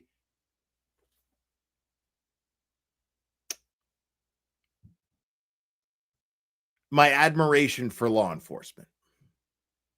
It stems from that, my respect and admiration for law enforcement. So when I sit here and call a bunch of these cops dirty motherfuckers, it's just because there's so many dirty motherfuckers. But when they're not a dirty motherfucker, I'm going to give them their props, such as this gentleman right here. Since then, have you ever met or spoke to William Reed Nope. or the defendant? Nope. When you went there that day, it was at the request of the state police? Correct. When they asked you to come, it's a typical procedure for one law enforcement agency to contact local law enforcement agency? Correct. And part of the reason they do that is to bring in separate and independent law enforcement officer to the scene Yes. because it's your jurisdiction. Correct. And they called you before they got to Mr. Reed's house, didn't they? Yes. They told you what they were going to do and when they were going to do it. Yes. They didn't just show up at the Reed house and then you found out later. They invited you and informed you what the process was going to be. I wouldn't say that they told me what the process was going to be. When you got there, were the troopers already there or did they arrive after you? The troopers were there. Were they in the house or outside of the house when you got there? They were outside in a pickup truck. Did you see them get out of the pickup truck after you got there? They got out after I identified themselves. Did you ever see them approach and touch the rear taillight of the defendant's Lexus? I did not. Did you ever see them manipulate in any way that rear taillight of the defendant? See, right there, Spanky's trying to distract the jury. This is what he's doing. He's trying to distract the jury. He's trying to tell the jury, this guy didn't see them break the tail light or anything. That's not the focus. The focus is that the tail light, after it became in there, after that vehicle came into the possession of Michael Proctor, who did not have that, the Commonwealth did not have the guts to bring to the stand and have testify, the lead investigator in this investigation, someone who we know now, who the jury now knows was biased towards Karen Reed. And then the other officer who did take the stand was destroyed for 3 days on cross by Alan Jackson. Destroyed. So this is what Brendan's expected to do. But this is probably the first time in the whole trial where it doesn't fucking matter. Everything he's doing right now is nothing but a temper tantrum. And it's beautiful. It makes no difference for the Commonwealth in a positive manner. None. Buzzing for Truth, good to see you. Excuse me, Mr. Jackson. I need to interrupt your flow. Yeah, exactly. So yeah, this does absolutely nothing for the Commonwealth at this point. The Commonwealth's case is already, it's ashes. Well, it's on fire. It's on fire. It's burning down, but it's beyond the point where the fire department can salvage anything. It's done. The defendant's Lexus. I did not. Did you see them do anything that was suspicious, inordinary, or unfairly remarkable relative to that car? I did not. When they spoke to you, they then went inside the house? See, yeah. See, none of this matters because the defense has already established a timeline as to where the evidence was tampered with. That was in the Sally Port at the Canton PD after Trooper Proctor and Trooper Buchanan got a hold of the SUV. Once the SUV came into their possession.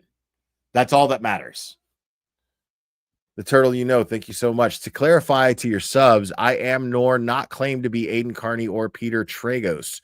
I am simply just the Turtle As Nurse Kim says, the Turtle Thanks for all you do, Will. Thank you, man. Appreciate it. I know I didn't mistake you for the one and only Aiden Carney. I know I didn't. I don't think anybody else did. I hope not.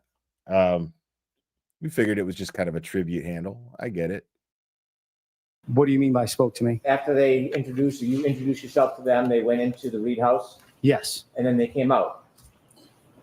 They came out much later. And that vehicle was towed. Correct. At no time from when you got there until you left did you see anybody from the state police in any way tamper with that vehicle, did you? I did not.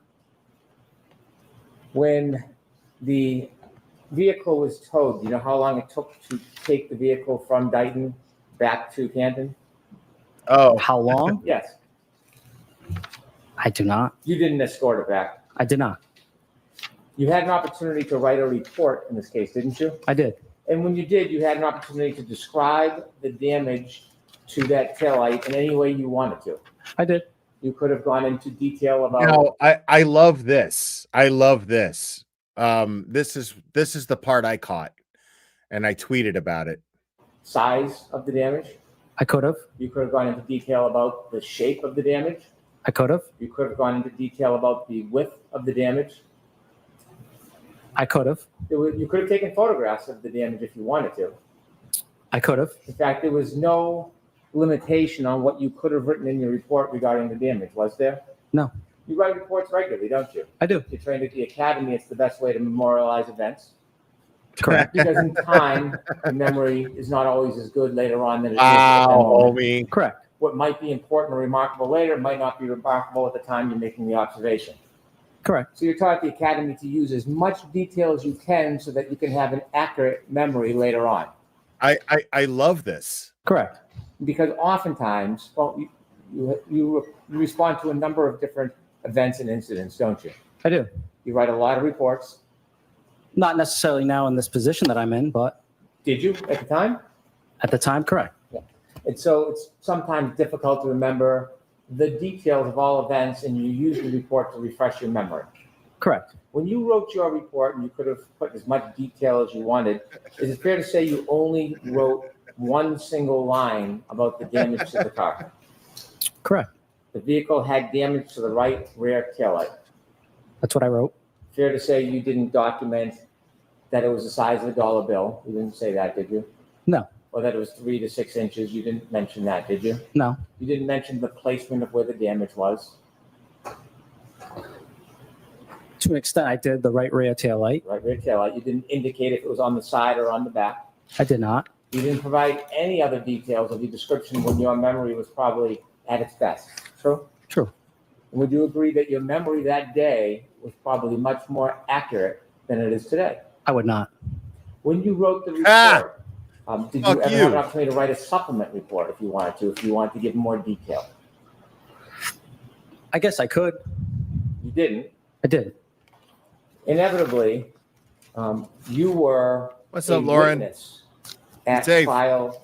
I'm sorry. You were a witness at a prior proceeding in this case, weren't you? Correct. You came in and you swore under oath regarding your memory. Correct. And that was probably a year to a year and a half after you first made the observations which you reduced in writing in this police report. Correct. And when you made those observations, that was on January 29, 2022? Correct. When you came into court and you testified, that was on June 10, 2024.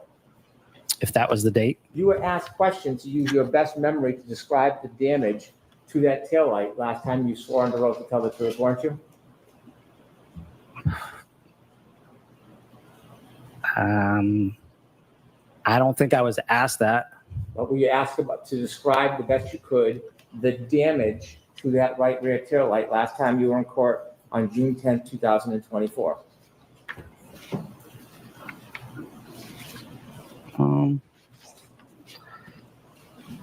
I don't think I was told to describe it in depth.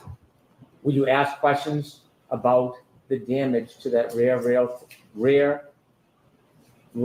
tail light last time you were in court? I was. Of Kingdom And when Radio. you described the damage, did you do your best of your ability to give as much detail as possible? I did. Did you qualify your memory at that time, saying to the best of my ability and recollection? I did. And when you qualify as a police officer with the best ability and recollection, that is recognizing that time had passed, Time has passed, yep. that you had a report, that you could refresh your memory. Correct. And did you refresh your memory with that report before you testified last time? I did. And when you qualified that it was to the best of your ability and recollection, that account for the fact that when you looked at the report, there was no detail other than your commentary in your report that. So basically what Spanky's getting at here, and he's trying to convince the jury of, is his memory isn't reliable unless he detailed it in his report at the time, which is ridiculous coming from him. Again, like he can't present a case anymore, right? So I find this really interesting because if I'm, luckily that'll never happen. Thank goodness for any opponent that I might have. But because I am the founder and valedictorian of the Blair Institute of Law and stuff, because of that, I never have to see the inside of a courtroom. Lucky for guys like Brennan. Okay. But if it were me making closing arguments, and if I didn't have a time limit, like Bev likes to throw an hour out there as the time limit to give closing arguments. But if I were giving closing arguments, I would spend a lot of time talking about the lack of memorialization coming from the Commonwealth and how it's so important that little detail is vital to the jury believing this very honorable and honest police officer of the Dighton Police Department. I would spend a lot of time on that. If I was simply going for reasonable doubt. But that right there is more than enough to create reasonable doubt. Right there. If I had 5 minutes to talk about how Brennan thinks it's so fucking important for Sergeant Barros here to memorialize every single little detail, or it didn't happen, well then, shouldn't we expect that very least from a lead investigator in the murder investigation that we're all here for, that's in question, that we're all here for? Right?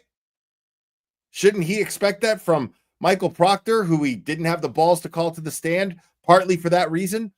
Shouldn't he expect that from Sergeant Bukaki? Shouldn't he expect that from Lieutenant Tully? Shouldn't he expect that from every single EMT, or like the EMT Nuttall? Shouldn't he expect that from Nuttall? Shouldn't he expect that from whoever took Jennifer McCabe's statement about the I hit him, supposedly? I mean,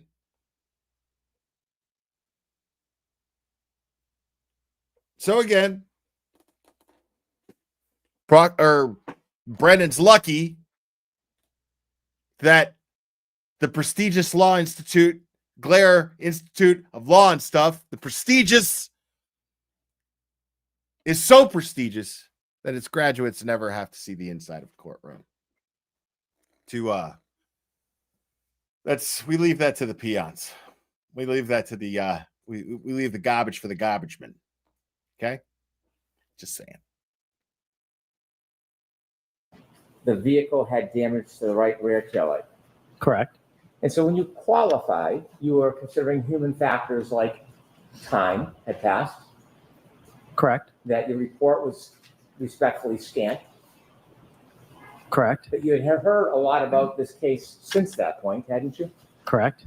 And so considering your memory in June of 2024, when you qualified your answer, was it considering all of those different factors that had passed in between that time?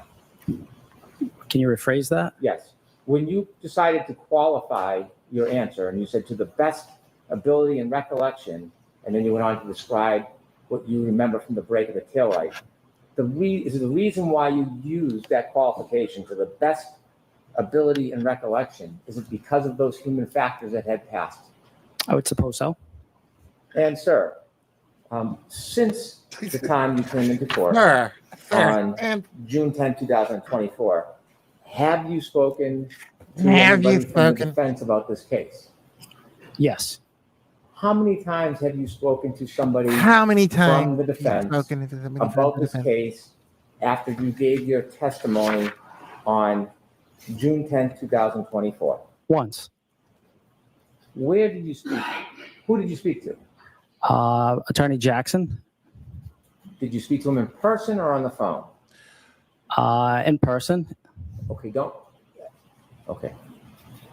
You're not hesitating, are you? No. Where did you speak to him in person? At his hotel. How did you know where Attorney Jackson was staying? He told me. Did you find it odd? I mean, bro, stop, dude. Yeah, this case is done, dude. He's not even going to have anything for rebuttal. It's not going to matter. He's not going to have shit. This case is done. Go visit an attorney at their hotel and talk about a case? This guy's in here. Was in there. This guy's trying to act like it's weird. Brendan's out here trying to act like it's weird that Sergeant Barros went to speak with Alan Jackson at the conference room, in the conference room of the hotel that Alan Jackson's staying at. But it's not weird that the McCabe's hang out at the Proctors to console each other over Turtle Boy. That's not weird at all, right? That's just perfectly fucking normal in a murder investigation, right? That the lead detective has key witnesses come over and hang out in their house and console each other over Big Bad Turtle Boy. Get the fuck out of my face, dude. A conference room. Find it odd. Go to somebody's hotel to speak to them about a case. No. Without saying the name of the hotel, where was the hotel located? Boston. And where were you located? I don't feel comfortable telling you. Yeah, I'm not telling you where the fuck I live, asshole. I did. So you took the effort to go to see Mr. Jackson at his request. Did you know who Mr. Jackson was? See, you see, Spanky's just fucking reaching now. He just doesn't even know what to fucking do right now. He's just like, did you go and see Mr. Jackson? Did you? Where do you live? Oh, okay. Well, did you drive there? Was it snowing? I did. On TV? I did. When you went there to the hotel in the conference room, who else was there? Attorney Little. Okay. Who else? I'm not sure of the other gentleman's name. It was one of the gentlemen right here on the end. The good looking one down there on the right. No, it was not. Somebody else. Somebody else. No, it was not. Right here on the end. I'm not sure of the other gentleman's name. It was one of the gentlemen right here on the end. One of the gentlemen here on the end. The good looking one down there on the right. The good looking one down there on the right. Wow, Spanky. No, it was not. That was clearly David Yannetti that was like, I'm the good looking one, you're on.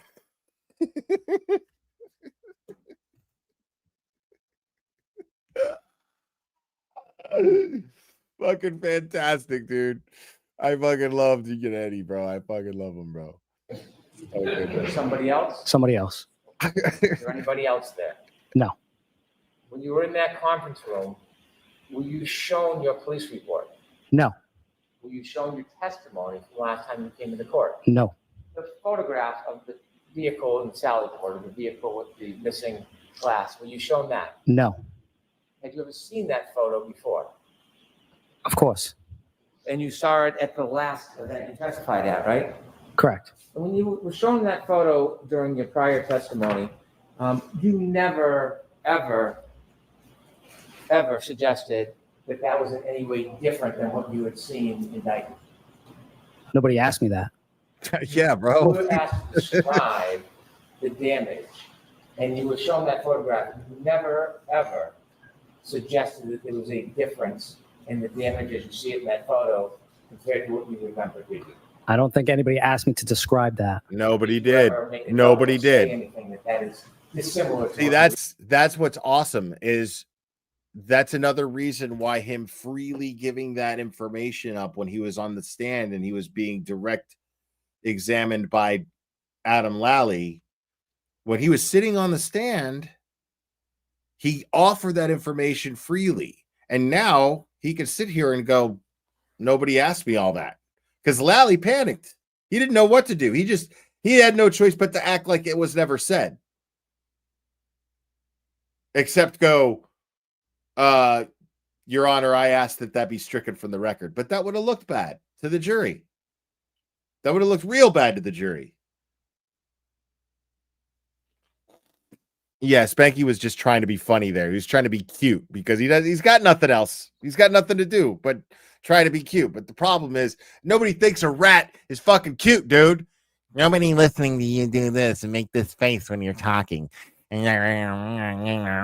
Nobody fucking thinks that's cute, bro. So when you crack jokes, they fall even shorter than when homie, what's his fucking face? Welcher was trying to crack jokes, bro. Like terrible. No good, bro. No good. No good. You suck. Nobody likes you. Don't try to be funny. Don't try to be cute. Nobody likes you, Spanky. you remember the last event that you testified at. I testified that that was not the tail light the day that I saw it. That's what you testified at the last event? Did. Yes? Yes. You said that photo does not depict what you saw? Correct. Yes? Yes. And when you testified to that at the last event, who was asking you that question? District Attorney Lally. Okay. And you remember making that comment under oath? I do. You Assistant remember that District as Attorney well as Lally. your memory about what the taillight looked like back in Dayton? I do. When you were asked questions about that taillight, you had described the taillight as not completely damaged. It was cracked, and there was a piece missing, but not completely damaged. Remember that testimony? I do. And is that accurate testimony? It's accurate.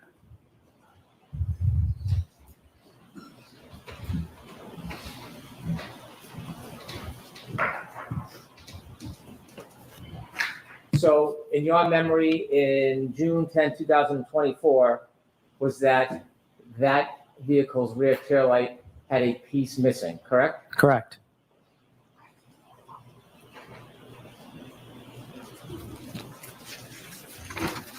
You said that your memory about the damage to the taillight, as you recall it when you were in Dayton back on January 29, 2022, you said your memory is as good as your memory that you said in court there was a difference between that photo and the damage, right? Right.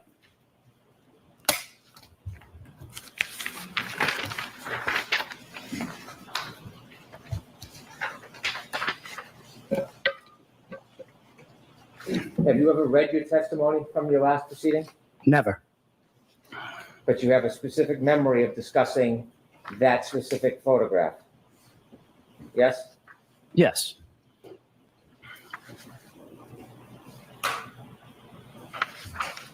Can I approach? Yes.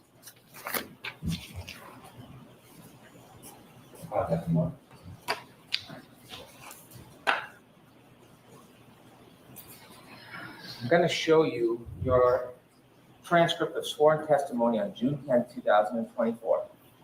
And when you reflect on This your is memory, all- and some time has passed.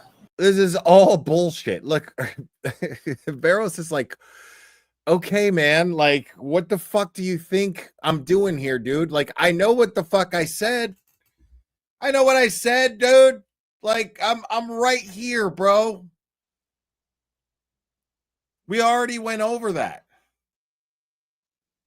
Dude, I just went over it. Like, I started off this whole thing. Like, so we know at least that this is Spanky just doing whatever the fuck he can to just, he's gasping for air. That's all he's doing. He's gasping for air right now because we know what he said in the last. He knows what he said.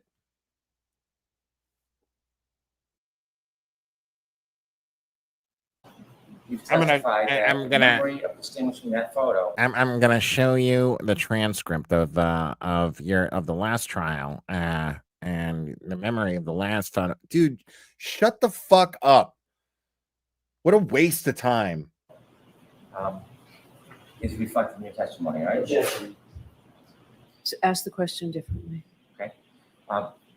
Your memory is that you discussed the distinction between that photo and what you saw the last time you testified. Objection. I'm going to allow that. And I should take a look at that. Could you show me anywhere in your testimony, anywhere, where you made any statement about that photo being inconsistent with what you saw in Dayton on January 29th, 2022? He wasn't asked about it, dude. He already covered that. I wasn't asked about it.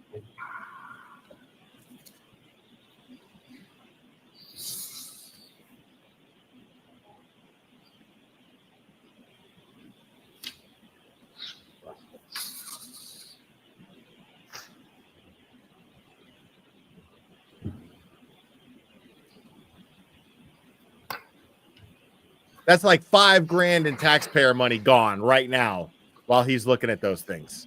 Like $5,000 in taxpayer money. Buzzing for truth. Thank you. Thank you, Officer Barros. We back the true blue. Will, thanks for the recap. You're welcome. Thank you for being here. Decline. Thank you so much. Late start. Meetings at work. Thank you, Will. You're welcome, Decline. Thanks for being here. Appreciate it.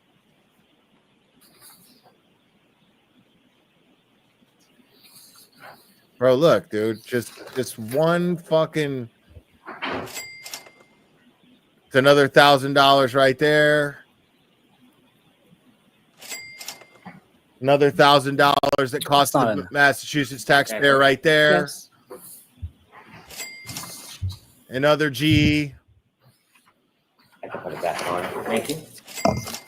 Another K for the Massachusetts taxpayer. So respectfully, sir, your memory about distinguishing that photo is not as you thought it was and claimed it was in this transcript, correct? Correct. And that's not a matter of you trying to fool anybody or lying, is it? No. No, it's a matter of time passes and memory fades. Yes? Yes. Wow. And that's one real example why the academy, they teach you when you write reports to be as detailed as you can. To accommodate the fact that memories can fade. See, this is a whole operation revolving around semantics. This is a whole production revolving around semantics. Because he testified, I saw a crack, but the tail light was not completely damaged. There was a piece missing, but the entirety of the tail light was not completely damaged. But in his report, he didn't put that. In his report, that there was damage to the taillight. That's all he put. But Spanky's trying to make that mean, well, his memory, time went on, and so his memory, a year later, when he testified, his memory wasn't as fresh as when he wrote the report. And when he wrote the report, when he said it was damaged, but didn't specify all those details, he just said it was damaged. Well, that means the same thing as the damaged that the taillight looks in the pictures inside the Sallyport. That's what he actually remembers. That's what he remembered when he wrote the report, because that's what he meant. That's what he's trying to convince the jury of right now. And the jury is hopefully smart enough to go at this point, like, this motherfucker right here. Because if this jury is in the palm of Karen Reed's defense's hand, like I think it is, and specifically Alan Jackson's during this testimony, if he has that jury the way that I think that he does, they're looking at Hank Brennan doing this shit and going, dude, come on, man. You're reaching, bro. You're fucking reaching. Because we just heard his testimony in the first trial. He wasn't even asked. He just offered that shit up. He wasn't even asked about it. And we know the defense wasn't in on it because the defense never asked him about it in their cross. So we know he wasn't coached by the defense to say that the first time. Otherwise, they would have wrote it out. They didn't even catch him saying it. Because I believe that would have been touched on during cross, and it wasn't. So, like,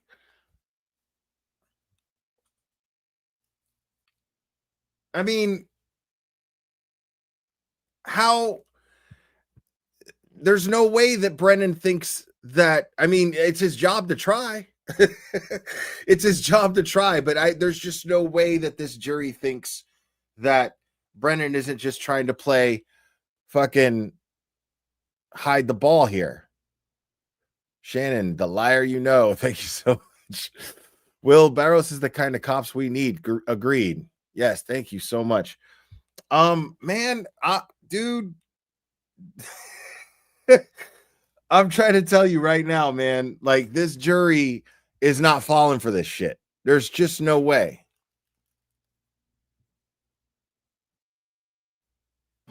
Right? Correct. Oh, Jess posted reactions on X. That's great. I'll check that out. I know what I saw, and that wasn't it. Well, that's not what I'm asking you, because you just testified that under oath you had looked at that photo and distinguished it. But that's not accurate, is it? No. And so it's not a matter of you perjuring yourself or lying. It's a matter of difficulties with memory, wouldn't you say? Yeah, correct. And you've shared those same difficulties with memory as many other witnesses. Objection. Sustained. You have, as is human nature, difficulties with memory at times, correct? Correct. And so that very certain memory. Yeah, I didn't think so. They didn't even cross it last year. Fair to say that never happened. Correct. You were simply mistaken, weren't you? Or something more, please tell me. Correct.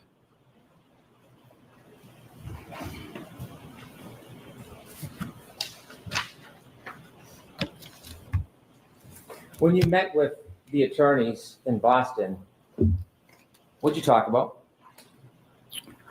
It was just a way for them to meet with me and see me face to face, and then ask me how I would be subpoenaed, who would they need to send a court summons to, what my schedule was like coming up in the next month, months. Those things all could have been accomplished by phone, correct? Could have. So the face-to-face meeting, what did you talk about? Objection. I'm going to allow it. Over here.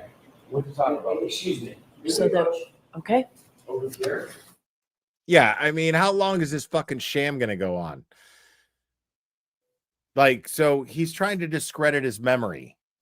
He's trying to say, oh, well, since you didn't specify in the report, it could just be that you saw the taillight as it shows in the picture. Okay. But, I mean, the thing is the jury's just not going to buy this. I just don't see that happening. There's some background about being.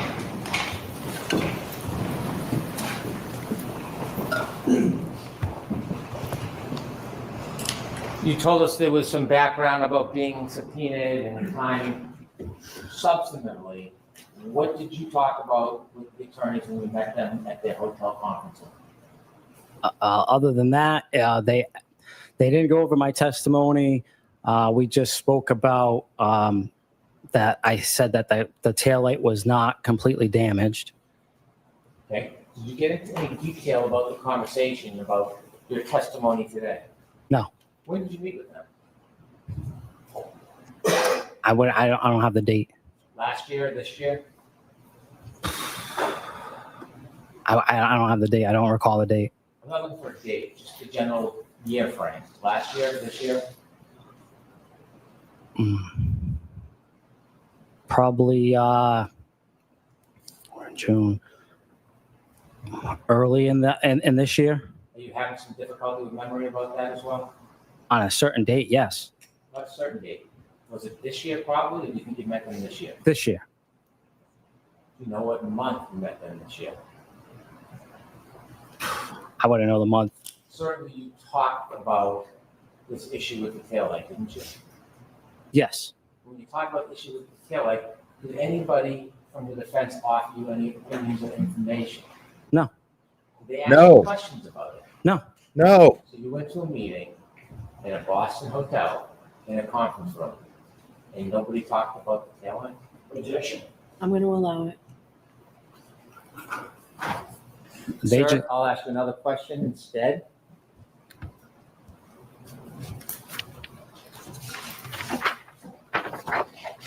Have you had an opportunity to see other evidence of that taillight being damaged that morning before you saw it? On the 29th of January? No. The video that was shown to you with the tow truck, had you seen that before today? Yes. Who showed it to you? From seeing it on TV and.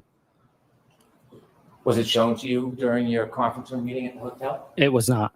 So you looked and studied and Oh, there it watched the is. tape a little bit? With all due respect, sir, I don't live under a rock. It's kind of it's all over social media. Yeah, he's that's it. This guy's verifying exactly what my theory was in the first place. This guy saw pictures of the taillight online. He was like, that's not the fucking taillight I saw. Second, he got the chance to sit on the stand as the Commonwealth's witness, freed up the details of what he saw without being asked. Without being asked. Freed up this information. Because, with all due respect, I don't live under a rock. I live in Massachusetts. Everyone's talking about this. Dude, to the level where, dude, I only have, and I'm grateful for all the subscribers I have, but I only have 45,000 subscribers. But I'm telling you, I can't walk into a bar in the greater Boston area without someone saying, hey, what's up? Or wanting a picture. And the only reason that is because everyone is talking about this case. Everyone is.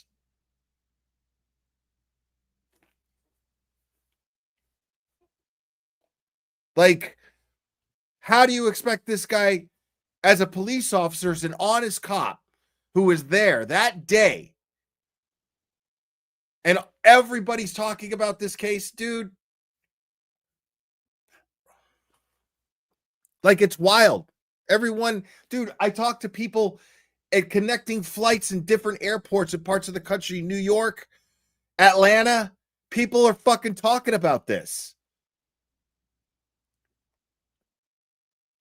Dude, I almost got arrested. I was live on Instagram one time.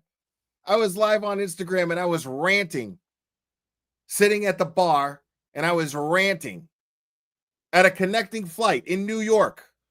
And I was ranting.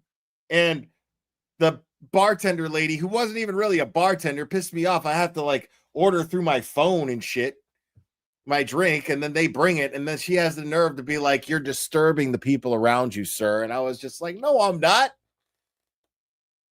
And then the lady next to me was like, nah, I actually know who you are. You're not disturbing me at all. Like, I was like, word. I felt really powerful at that moment. I was like, I'm just going to keep talking. I'm going to stay live on my Instagram. but everyone is talking about this case. So it's my point. How do you expect this guy to ignore that? Mark Callahan, thank you so much, buddy. Miss you during the day. You speak my language. Yeah, I know, man. And maybe I'll still do some live coverage of the case from time to time. I'm just, kind of taking it easy right now. And I feel like my knee's actually getting a little better. It is. I can't walk on it still, but I'd say I'm about 50% there. Not 50% to where I could walk on it. I'd say I'm about 40 to 45% before it's like healed and I'm not like limping. So I feel like I could be able to walk on it within the next couple of weeks. I hope so. But at night, it doesn't hurt quite as bad. When I wake up the next day, it doesn't hurt quite as bad. So I feel like there's progress being made. Social media and the news, you can't avoid it. I'm not criticizing you or discounting you. I'm just asking you. Have you been exposed to this case since you made those observations indicted on January 29, 2022? I have. Have you seen other video footage and evidence about that taillight since January 29, 2022? I have. Have you seen other information since you last testified last summer about the taillight? I have. And seeing this extraneous information, other information. See, what Spanky's going to get at here is, oh, well, then you were influenced by social media and you were influenced by all the coverage of this case. This influenced your opinion. I'm sorry, man. No, the fact that I'm a Dighton cop and the fact that I testified to this in the last trial and the fact that I wasn't even cross-examined says everything. Like his credibility is solid. The credibility of his character and his professionalism, that credibility that all that holds right there, it cancels out the theory that he has a poor memory. It just does. It overpowers the attempt of that Brennan's trying to paint this picture that his memory couldn't have been. He's not dealing with fucking Julie Nagel over here, bro. You know what I'm saying? Like, he's talking to a Dighton police officer who's a supervisor who trains other officers. This guy's as credible as they get when it comes to having a good memory. All Brennan has right now is semantics, and the jury has to see it. Do you think that played a part in some of your difficult memory? Objection. I'm going to allow that. Your Honor, can we approach? Okay. Yeah, like this guy's whole method of everything is gaslighting. That's what this guy does, is he gaslights. He's trying to gaslight this guy on the stand. While he's on the stand, he's trying to gaslight him into thinking that he imagined that the tail light wasn't really broken, that he got so caught up in all of the hoopla and the hyperbole of the case all over the internets, interwebnets, all over the TV and all over everything, that it somehow created this whole Mandela effect type thing in his mind where he's so sure that the tail light wasn't that broken. And he's so influenced by Toto Boy and his reporting. That's what he's trying to do, is gaslight this guy into thinking that. Or at least doubt himself in front of the jury. You've seen quite a bit of information about this case and the issue regarding the taillight since you first made the observations back in 2022. Wouldn't that be fair to say? It would be fair to say. And based on all the additional information you've read and seen, would you agree it's had some effect on your memory? No. I guess. Well, I don't want you to guess. You testified that you made explanations And at the last trial that you didn't. This is a testament to how honest he is. This is a very, very honest man. And this is great because one might think in theory, okay, well, then I don't know, because if he's admitting that his memory could have been affected by these things, by seeing all of these things on the interwebnets, then okay. But by him admitting and going, it could happen, sure. It's a testament to how honest he is. It's a testament to show the jury that he's not there with an agenda.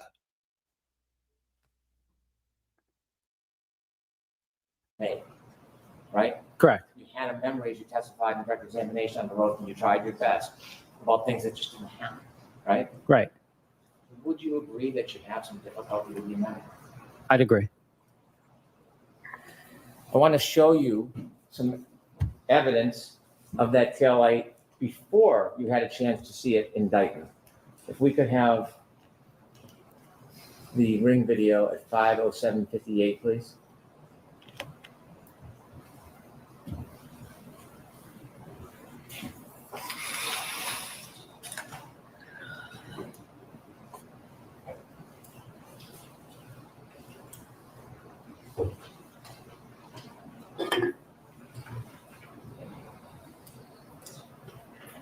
Have you seen this video before, sir? I have. Before you proceed, Ms. Gunner, have you seen this on social media? The news, social media. Has anybody else shown you this video? No. How many times do you think you've been exposed to this video? Every time I watch The Glare. Too many to count. Because you were involved in this case, and I'm going to say as a predicate, there were no orders for you not to look at anything. I'm not suggesting any impropriety. But because you were involved in this case and issues regarding the taillight, do you think you had a particular interest when things like this came on TV and social media to take a look to compare it to your memory? Did I have a Yes. particular interest? No, I didn't. I didn't follow this case But you've seen this many, many times.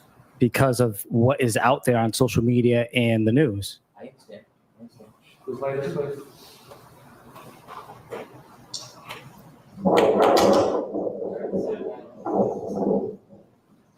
Thank you. Oh, look, it's the exact spot where he's saying that the tail light broke.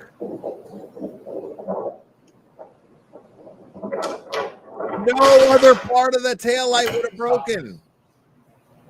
Do you see that white part of the back rear right taillight? Objection. I'm going to allow it. You see that? Sir? Can you zoom in a little bit more? I can. Can or cannot? I can. You can. C-A-N can? Yes. Thank you. Continue, please. Continue. Look at it, it's red right there. Stop. No. Yeah, like it just stopped and it was red. Like, look at it, bro. Look at it. Open right there. Zoom, please. You see, sir?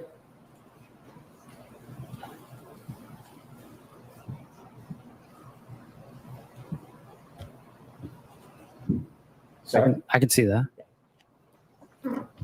Is that consistent with the damage that you saw when you looked at that Lexus in Dayton hours later? Consistent. Can we go to Exhibit 10, please? And before you show it, I have a couple questions. This was a snowstorm, kind of like a blizzard that day. Yes. And when you got to the driveway, it had not been shoveled or plowed. Correct. There was quite a bit of snow accumulating and ongoing.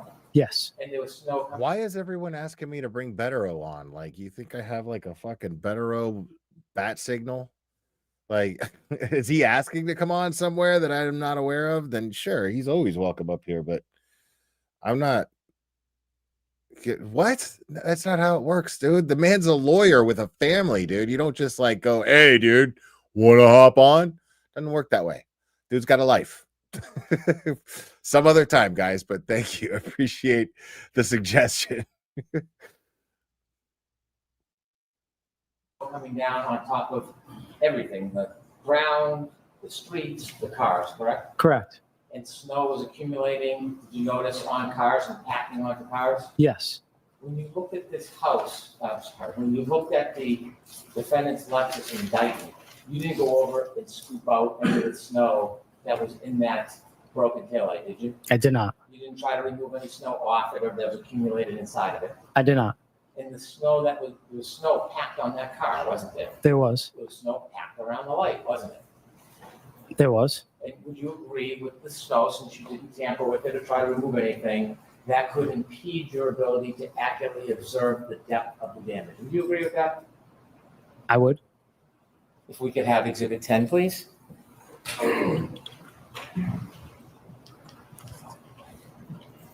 Does that appear to be the same Lexus you looked at when it was in Dayton?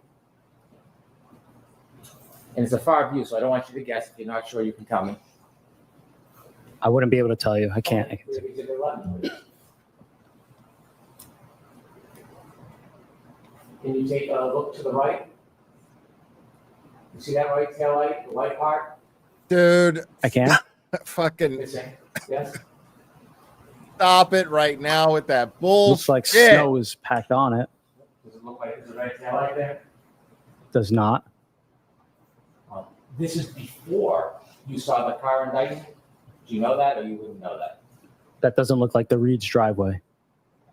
Do you know if this photograph was taken before or after you made your observations in Dayton? I do not. The right Because there's rear tail snow light all over the in this goddamn apartment, shit, is that bro. consistent with And what it's you fucking saw Photoshop. around 3:27 on January 29, 2022. Yes.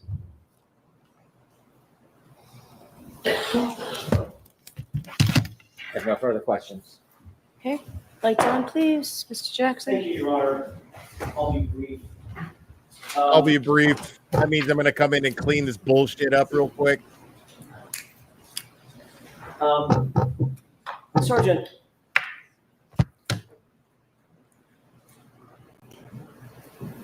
did you celebrate your birthday 2 years ago? I did. Kind of a big deal. It's your birthday, right? Yes. What day of the week was your birthday 2 years ago? No idea. Do you have a difficult memory, sir? Yes. The fact that you had a birthday, you recall, correct? Correct. The day of the week of that birthday may fall by the Okay, like, people, this is the magic of Alan Jackson. This right here, what you're watching right now, is like watching Jim Morrison on stage before he finishes a fifth of Jack. Probably a bad analogy. More like watching Jimmy Page play guitar on stage. This is what you're looking at. He's about to crank out a solo. by the wayside in your mind, right? Right. Sustain us to the form, Mr. Jackson, Of as your course. witness. The fact that you can't remember the day of the week, does that mean that you have a bad memory? Objection. I'm going to allow it. Correct. You remember being in Dayton, correct? Being called out to Dayton to the residents of the Reeds. Correct. Do you remember the time? I do. Do you remember the weather? I do. Do you remember who you met there? I do. Do you remember the conversations that you had? I do. Do you remember the phone calls that you received? I do. The first one? I do. The second one? I do. Do you remember being in the garage and speaking with someone? I do. Remember it was this lady, pretty lady right here in the blue? I do. You remember meeting Mr. Reed? Briefly. Handsome gentleman with the gold tie? I do. The jury is watching Jimmy Page play a guitar with a fucking violin bow right now, folks. You remember all that? Right? Mhm. Do you remember the SUV? I do. Do you remember the condition of the taillight? I do.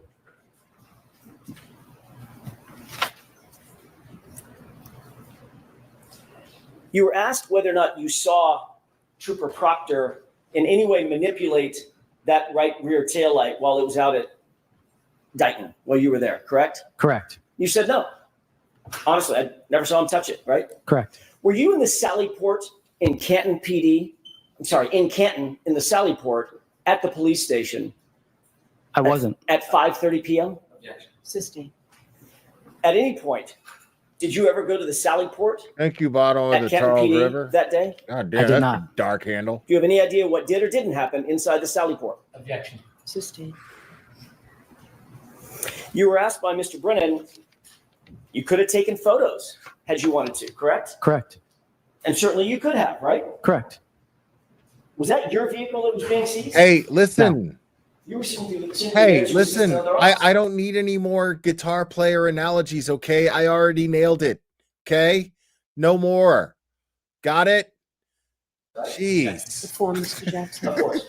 What were you there to do? I'm just fucking with you. Just to assist another agency. Would it have been normal protocol for you to photograph that vehicle? No. Did you see Trooper Proctor photograph the vehicle? Woo! Did you see Sergeant Buchanan photograph the vehicle? Woo!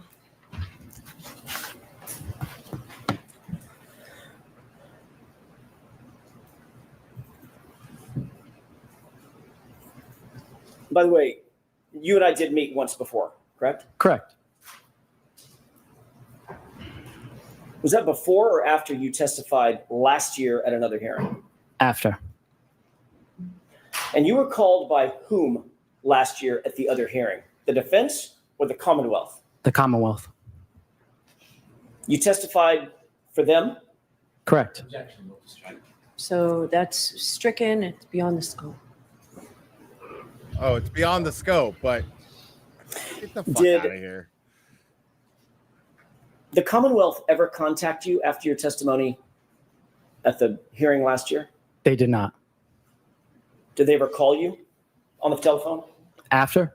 Correct. No. Did they ever send you a subpoena? Call me No. on my cell phone. And you testified last year that the taillight was cracked, but not, or damaged, but not completely broken, correct? Sustained. You and I met in a hotel in a conference room, correct? Correct. Anything sketchy or nefarious about that? No. Did I It's a introduce conference myself to you? room, bro. You did. You happen to know I live in Los Angeles? So they met in a conference room. Wait a second, folks. Something is really, really shady here. They met in a conference room.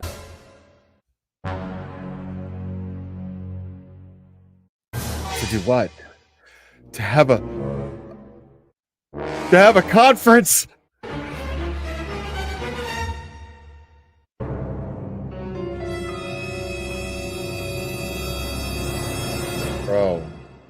Bro, so shady. Angeles? Correct. I don't have a house, right? Correct. I don't have an office out here, correct? Yes. Sustained. Do you know whether or not I have an office? I do not. Do you remember me asking you if you would mind meeting at a hotel where I was staying in a conference room? I do. Okay. Do you have any problem with that? Nope. Did you find that unusual? No.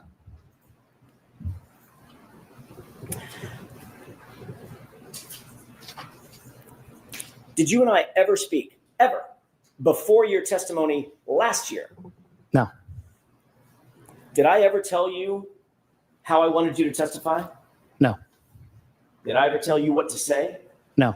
Did I show you any testimony? No. Did I play you any video? See, part of the reason why I'm like, dude, they would have crossed them if they would have caught that. Maybe they did catch it. I mean, you got to prepare for shit like that. So, I'm underestimating the defense if I'm saying, and I'm just kind of thinking out loud and I'm criticizing myself here, folks. This is part of the Glare Institute of Law and Stuff education. Okay. It's self-education. Still working on another degree. So, but thinking out loud here. I mean, they got to prep for that shit. Maybe they did catch it. Maybe they caught it in the first trial and they were like, not to say that they were anticipating a second trial, just like, we're just going to let it go. No cross. Let's leave that there. He freely said that. Now, I don't think they covered it in closing arguments, but, I don't know. I want to give Karen Reed's defense the benefit of the doubt in that they caught it the first time, at the time when it happened. Even though, I don't know. But I don't think that it's not TV. They wouldn't have just jumped up and crossed the guy based on that and been like, oh, so you're saying, that it is just a crack, a little piece missing, I don't think that they would have went. I feel like that's kind of winging it. You know what I mean? And when there's a woman's life on the line, I don't know if that's the kind of winging it that they would take the kind of chances, those kind of chances with. Any video? No. Did I show you a single photograph? No. During that conversation, did you tell me how to subpoena you?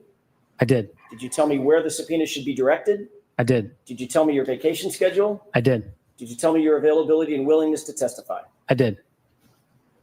Did we talk about any other thing of substance other than that and whether or not you recalled what your testimony was from last year? That was all we talked about.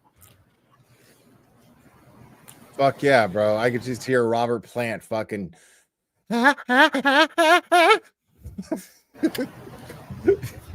Dazed and confused. He's playing the fucking guitar with the violin bow. Robert Plant's like, sounding like Nina Hartley and shit back in the 90s.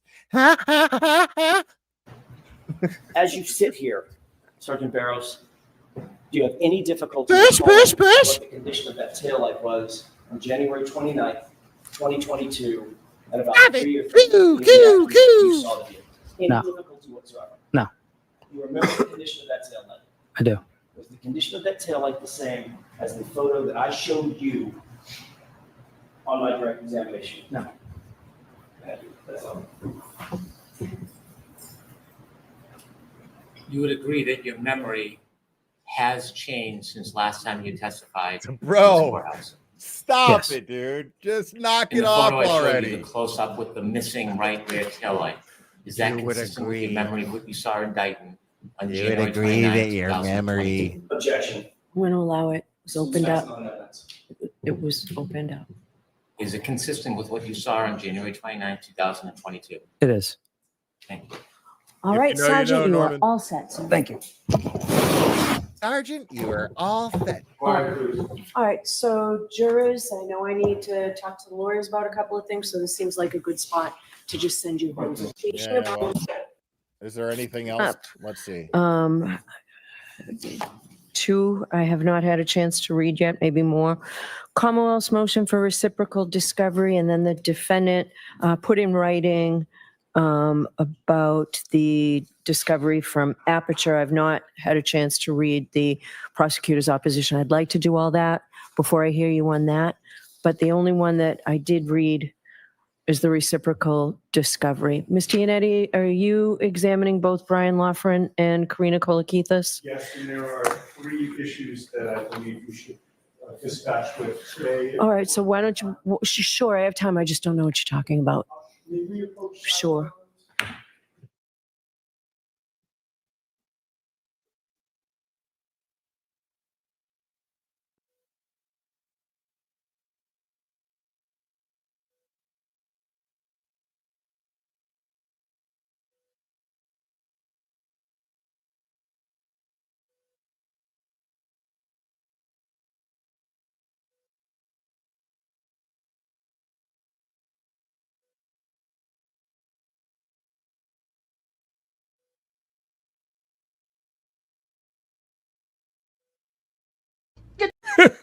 Oh, here we go. Yeah. I think we got a super cat. Super cat. I think we got a super cat. Super cat. Super cat. Super cat. Cat, cat, cat, cat, cat. I think we got a super cat. How dare you? On Top X. Thank you so much. Yes, big shout out to Nina Hartley, Debbie Diamond. Wow. And last but not least, Jenna Jameson. Okay, I see we got a big fan. All right. If you know, folks. Not gonna get into it. But the good news is, folks, is that the phone lines are now open. And so I would love to hear from you guys. I know it takes a second because there's a bit of a delay and get people to look at the screen and pick up their phones and let me call the glarer. I'm gonna call the glarer.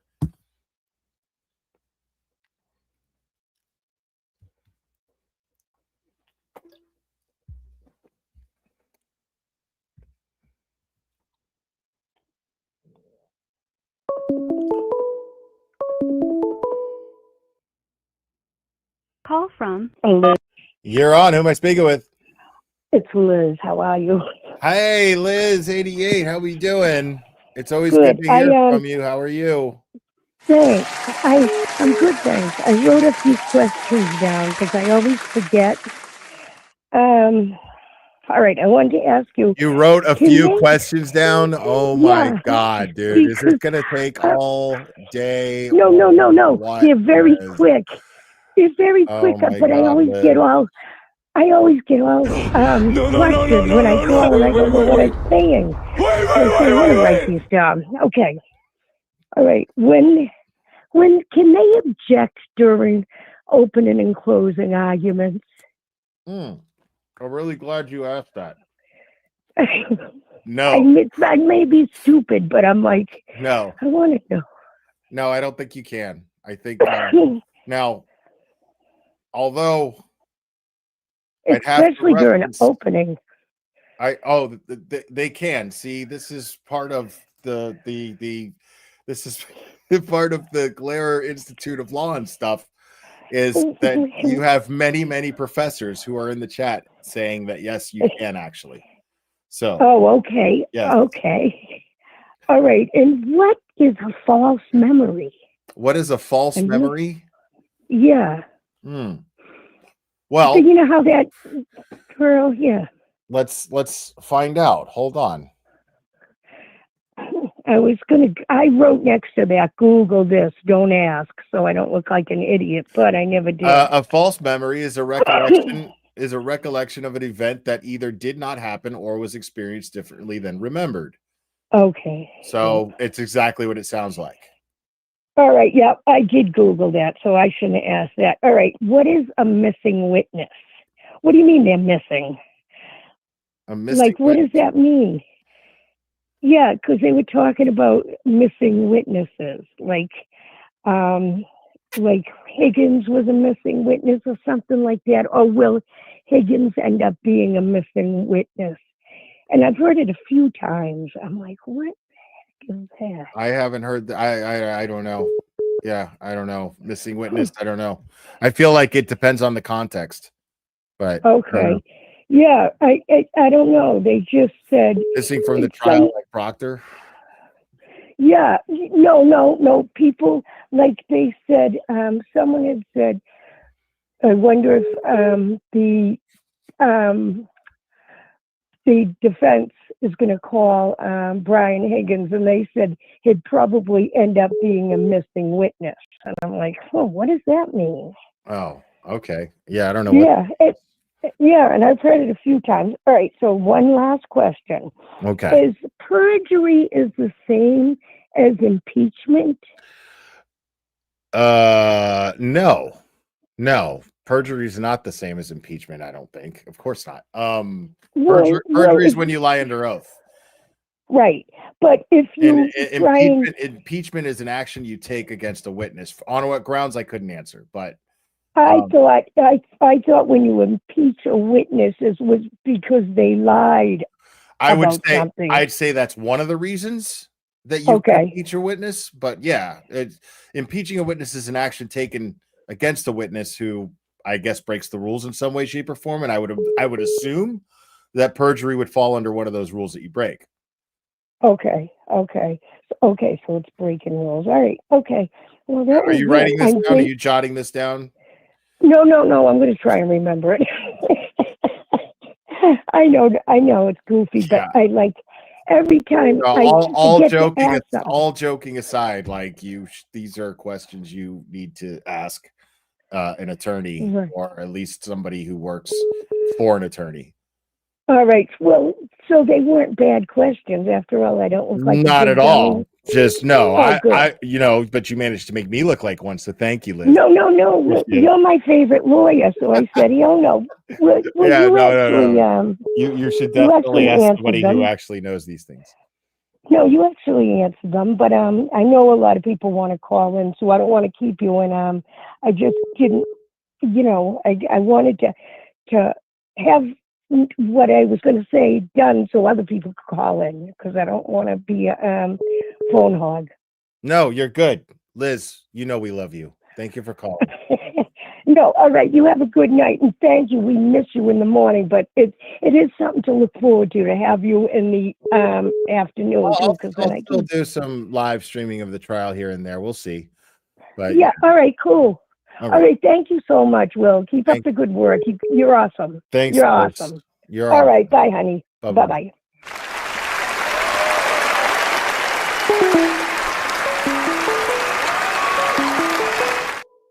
Liz 888, y'all. Call from Jane and Link app. You're on. Who am I speaking with? Hi, my name's Nancy Joe. How are you? What's up, Nancy Joe? I'm doing great. How are you?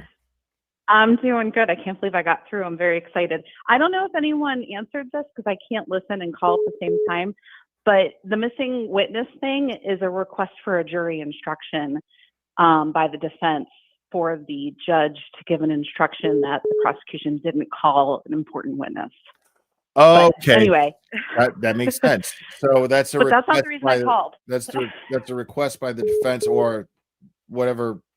Okay, so whichever side. So if one side doesn't call a witness, the other side wants the judge to instruct the jury that this is what happened.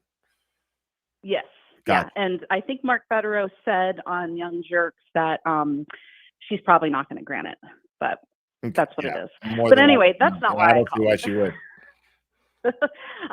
So I wanted to call because I had an interesting reaction to the way that Brennan cross-examined Barros, the sergeant from Dighton. I felt like Barros. that's exactly what.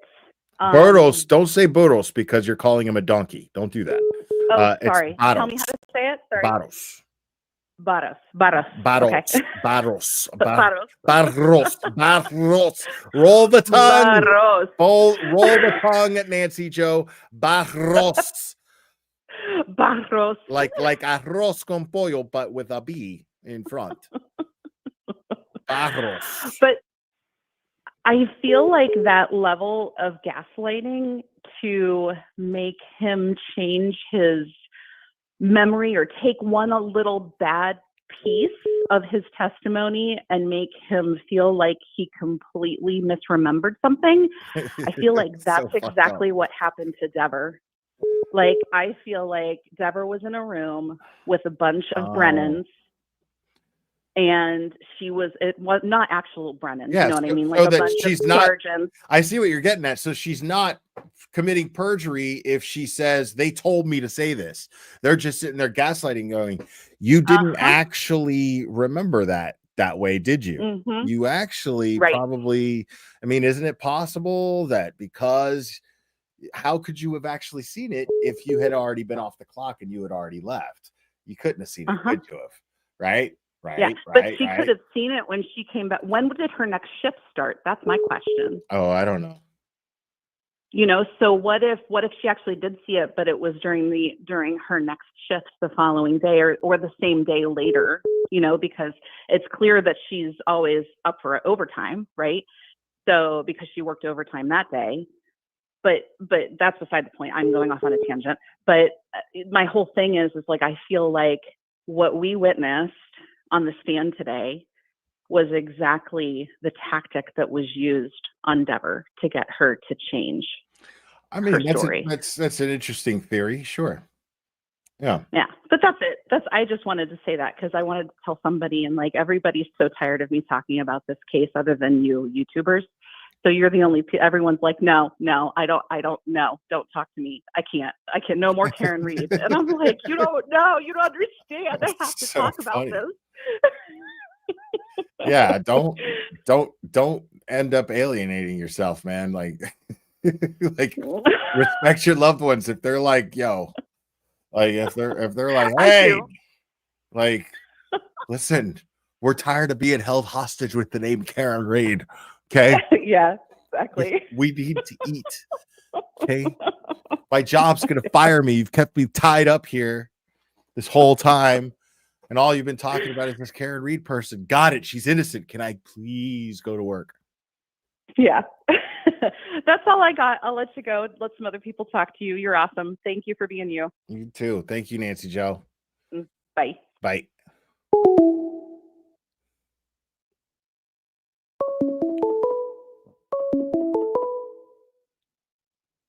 Call from. You're on. Who am I speaking with? Hi, my name's Andrea. Hi, Andrea. Actually talked to you a few weeks ago. Right on. So today was big.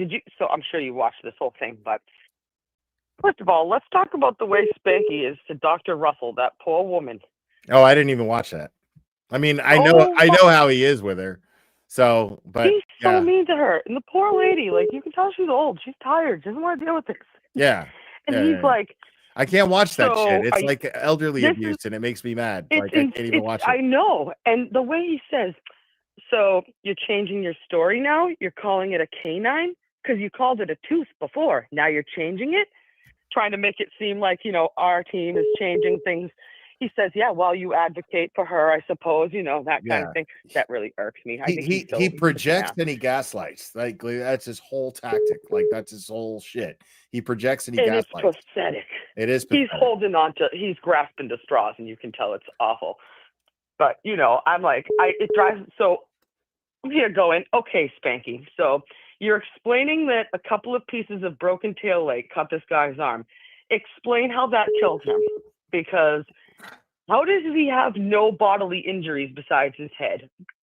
But the car did that to his head and not right. Mazza was making a good point one time. Like, he did this fundraiser stream a couple days ago, and he was making a really good point where he was talking about how, like, because he does martial arts, right? And one of the, like, a big move in martial arts, like one of the main objectives is when you're blocking somebody with force, you know what I'm saying? And you're trained to do so where when you strike them and you're the one moving, right?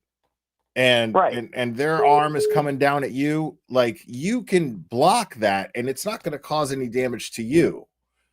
Right? It's going to cause more damage to the person who's throwing their punch, right?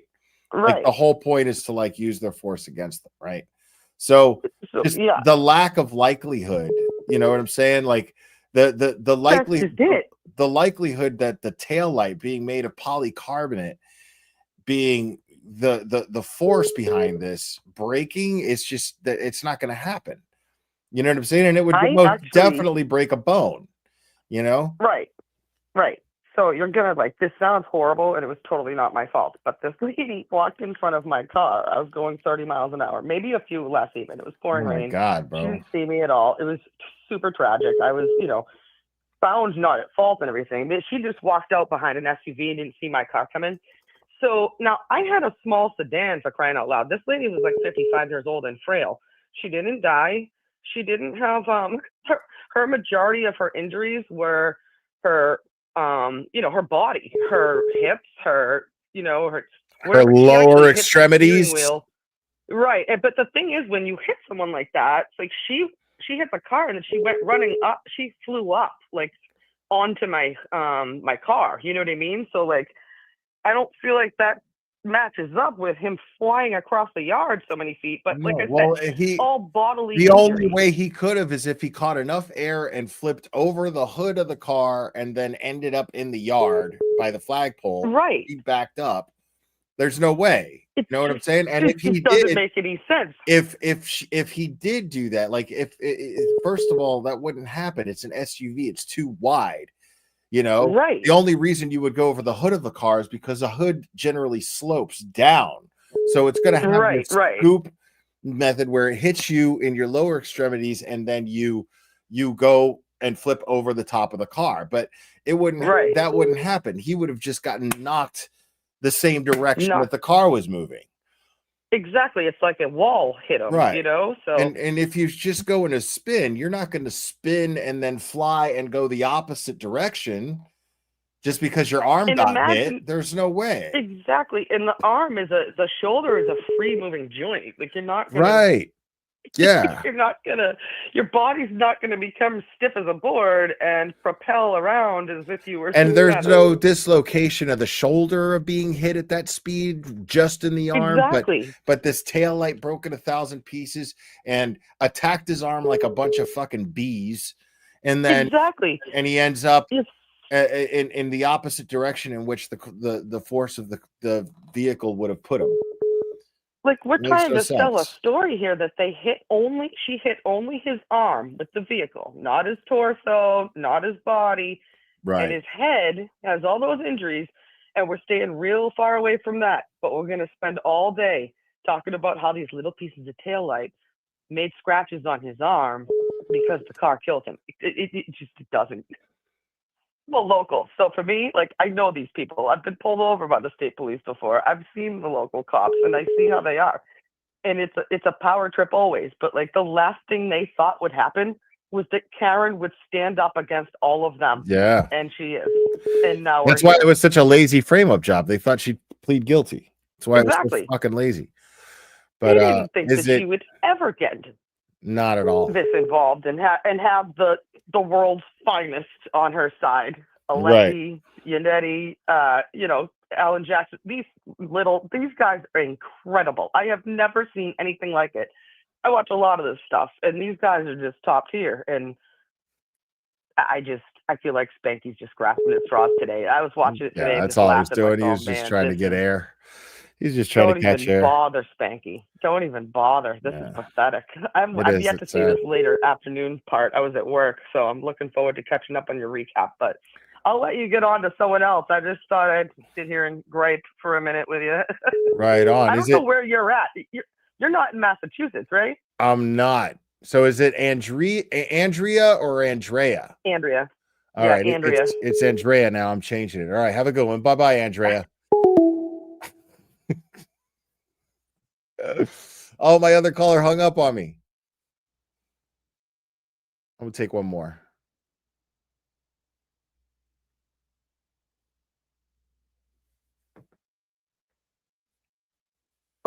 There we go. Call from. You're on. Who am I speaking with? Hi, it's not that Donna. Not that Donna. I don't know I don't know an original Donna. You're just Donna. Donna Rash. I've called before. Okay. I just want to say a huge thank you for You're covering welcome. the case. You're welcome. And today was a great, great day. It was, wasn't it, Donna? It was amazing. Nicholas Barros stepping up to the plate, Mm-hmm. doing what he does, Mm-hmm. being honest, Mm-hmm. loving that. Me and I too. just want to thank you for all you do. Word. Thank you for watching. Appreciate it. You have a great night. You too. Thank you so much. Bye, Donna. Okay. Good night.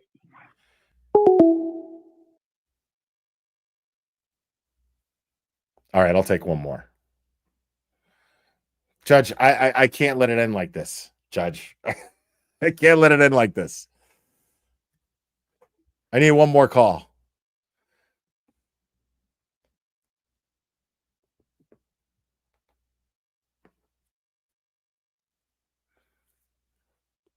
Oh, no, you're right. Need to bring that back.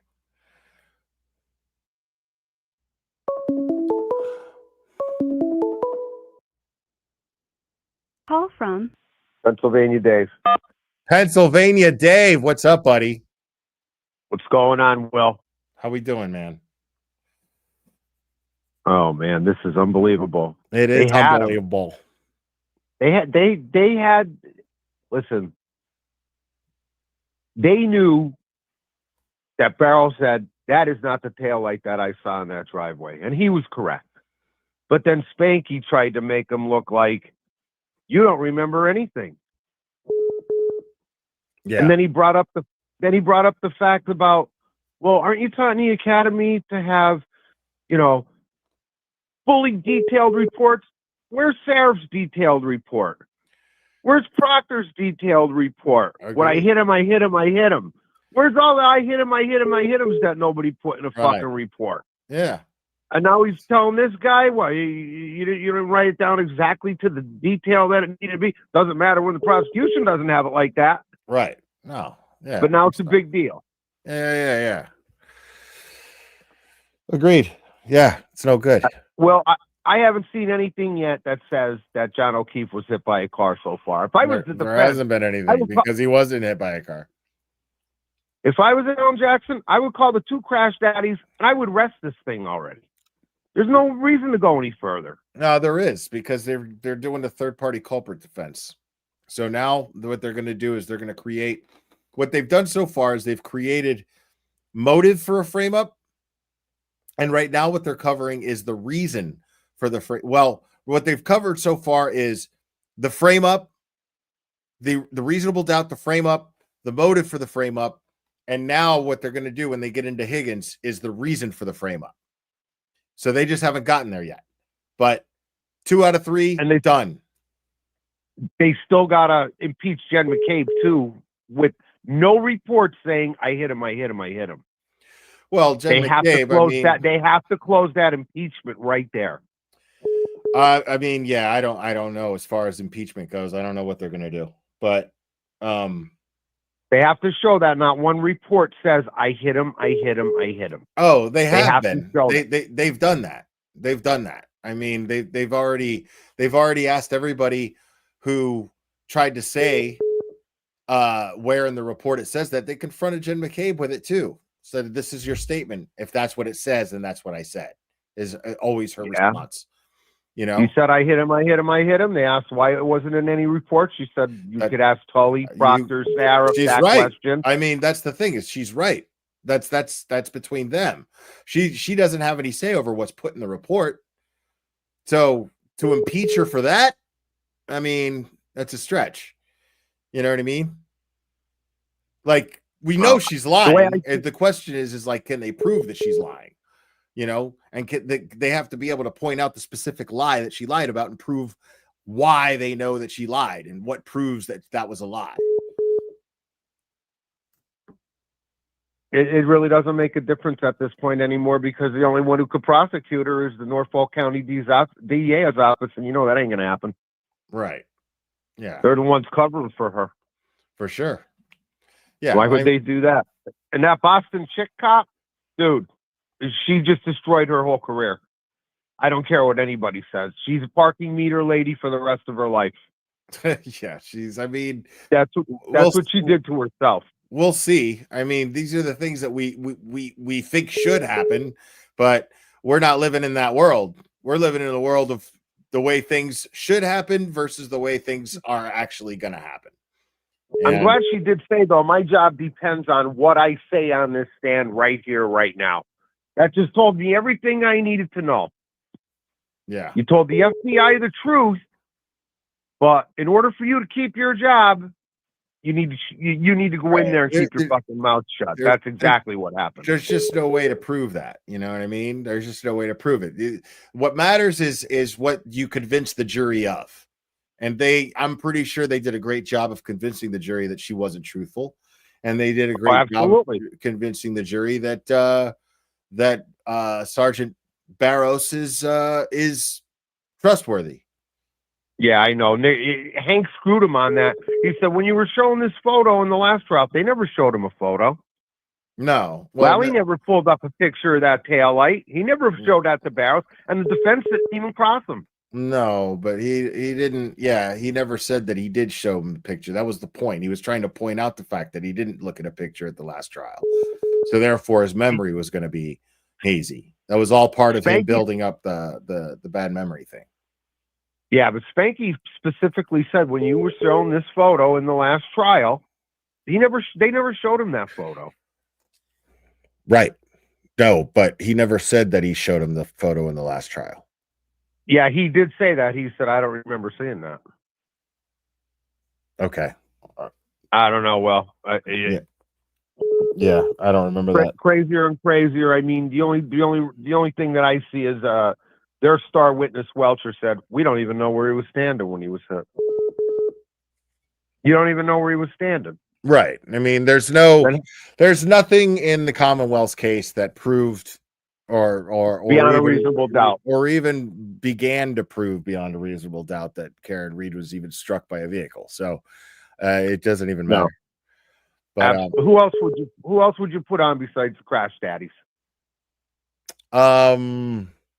Higgins, for sure. I would put Higgins on. What about Brian Albert? Brian Albert, probably not. Or you don't think he's necessary? No. I think in theory he could be, but seeing the way that he testified last time, that could be devastating for the defense. You know, the only thing that you could hang on to is the hope that the jury will see that he's stone cold, but you're not really, you know what I mean? Yeah, well, my Mr. Rogers sweater, right? I don't know about the that. way he played himself off the last time was just, you know, he played dumb and acted completely innocent. Like, I slept the whole time. I was making love to my wife. I guess it was a butt dial. I don't know. Yeah. You know, I'd love to see the video of that. It's too risky. I wouldn't call Brian Albert to the stand if I was the defense. So just Higgins and the Crash Daddies. What about this Lapasala, the medical examiner that they're going to call, saying he didn't die of he didn't die hypothermia? Yeah, that's what they're saying. That's what Jackson said in the opening statement, in the opening argument. Yeah. Yeah. Did you see the Turtle Boy tweet that he just put out? No, I have not. Something about Jen McCabe told somebody that they have a video, the ring camera footage of that night. Oh, I did reid that. Yeah. Did you read that? I did. That's bullshit. He's saying that that's what that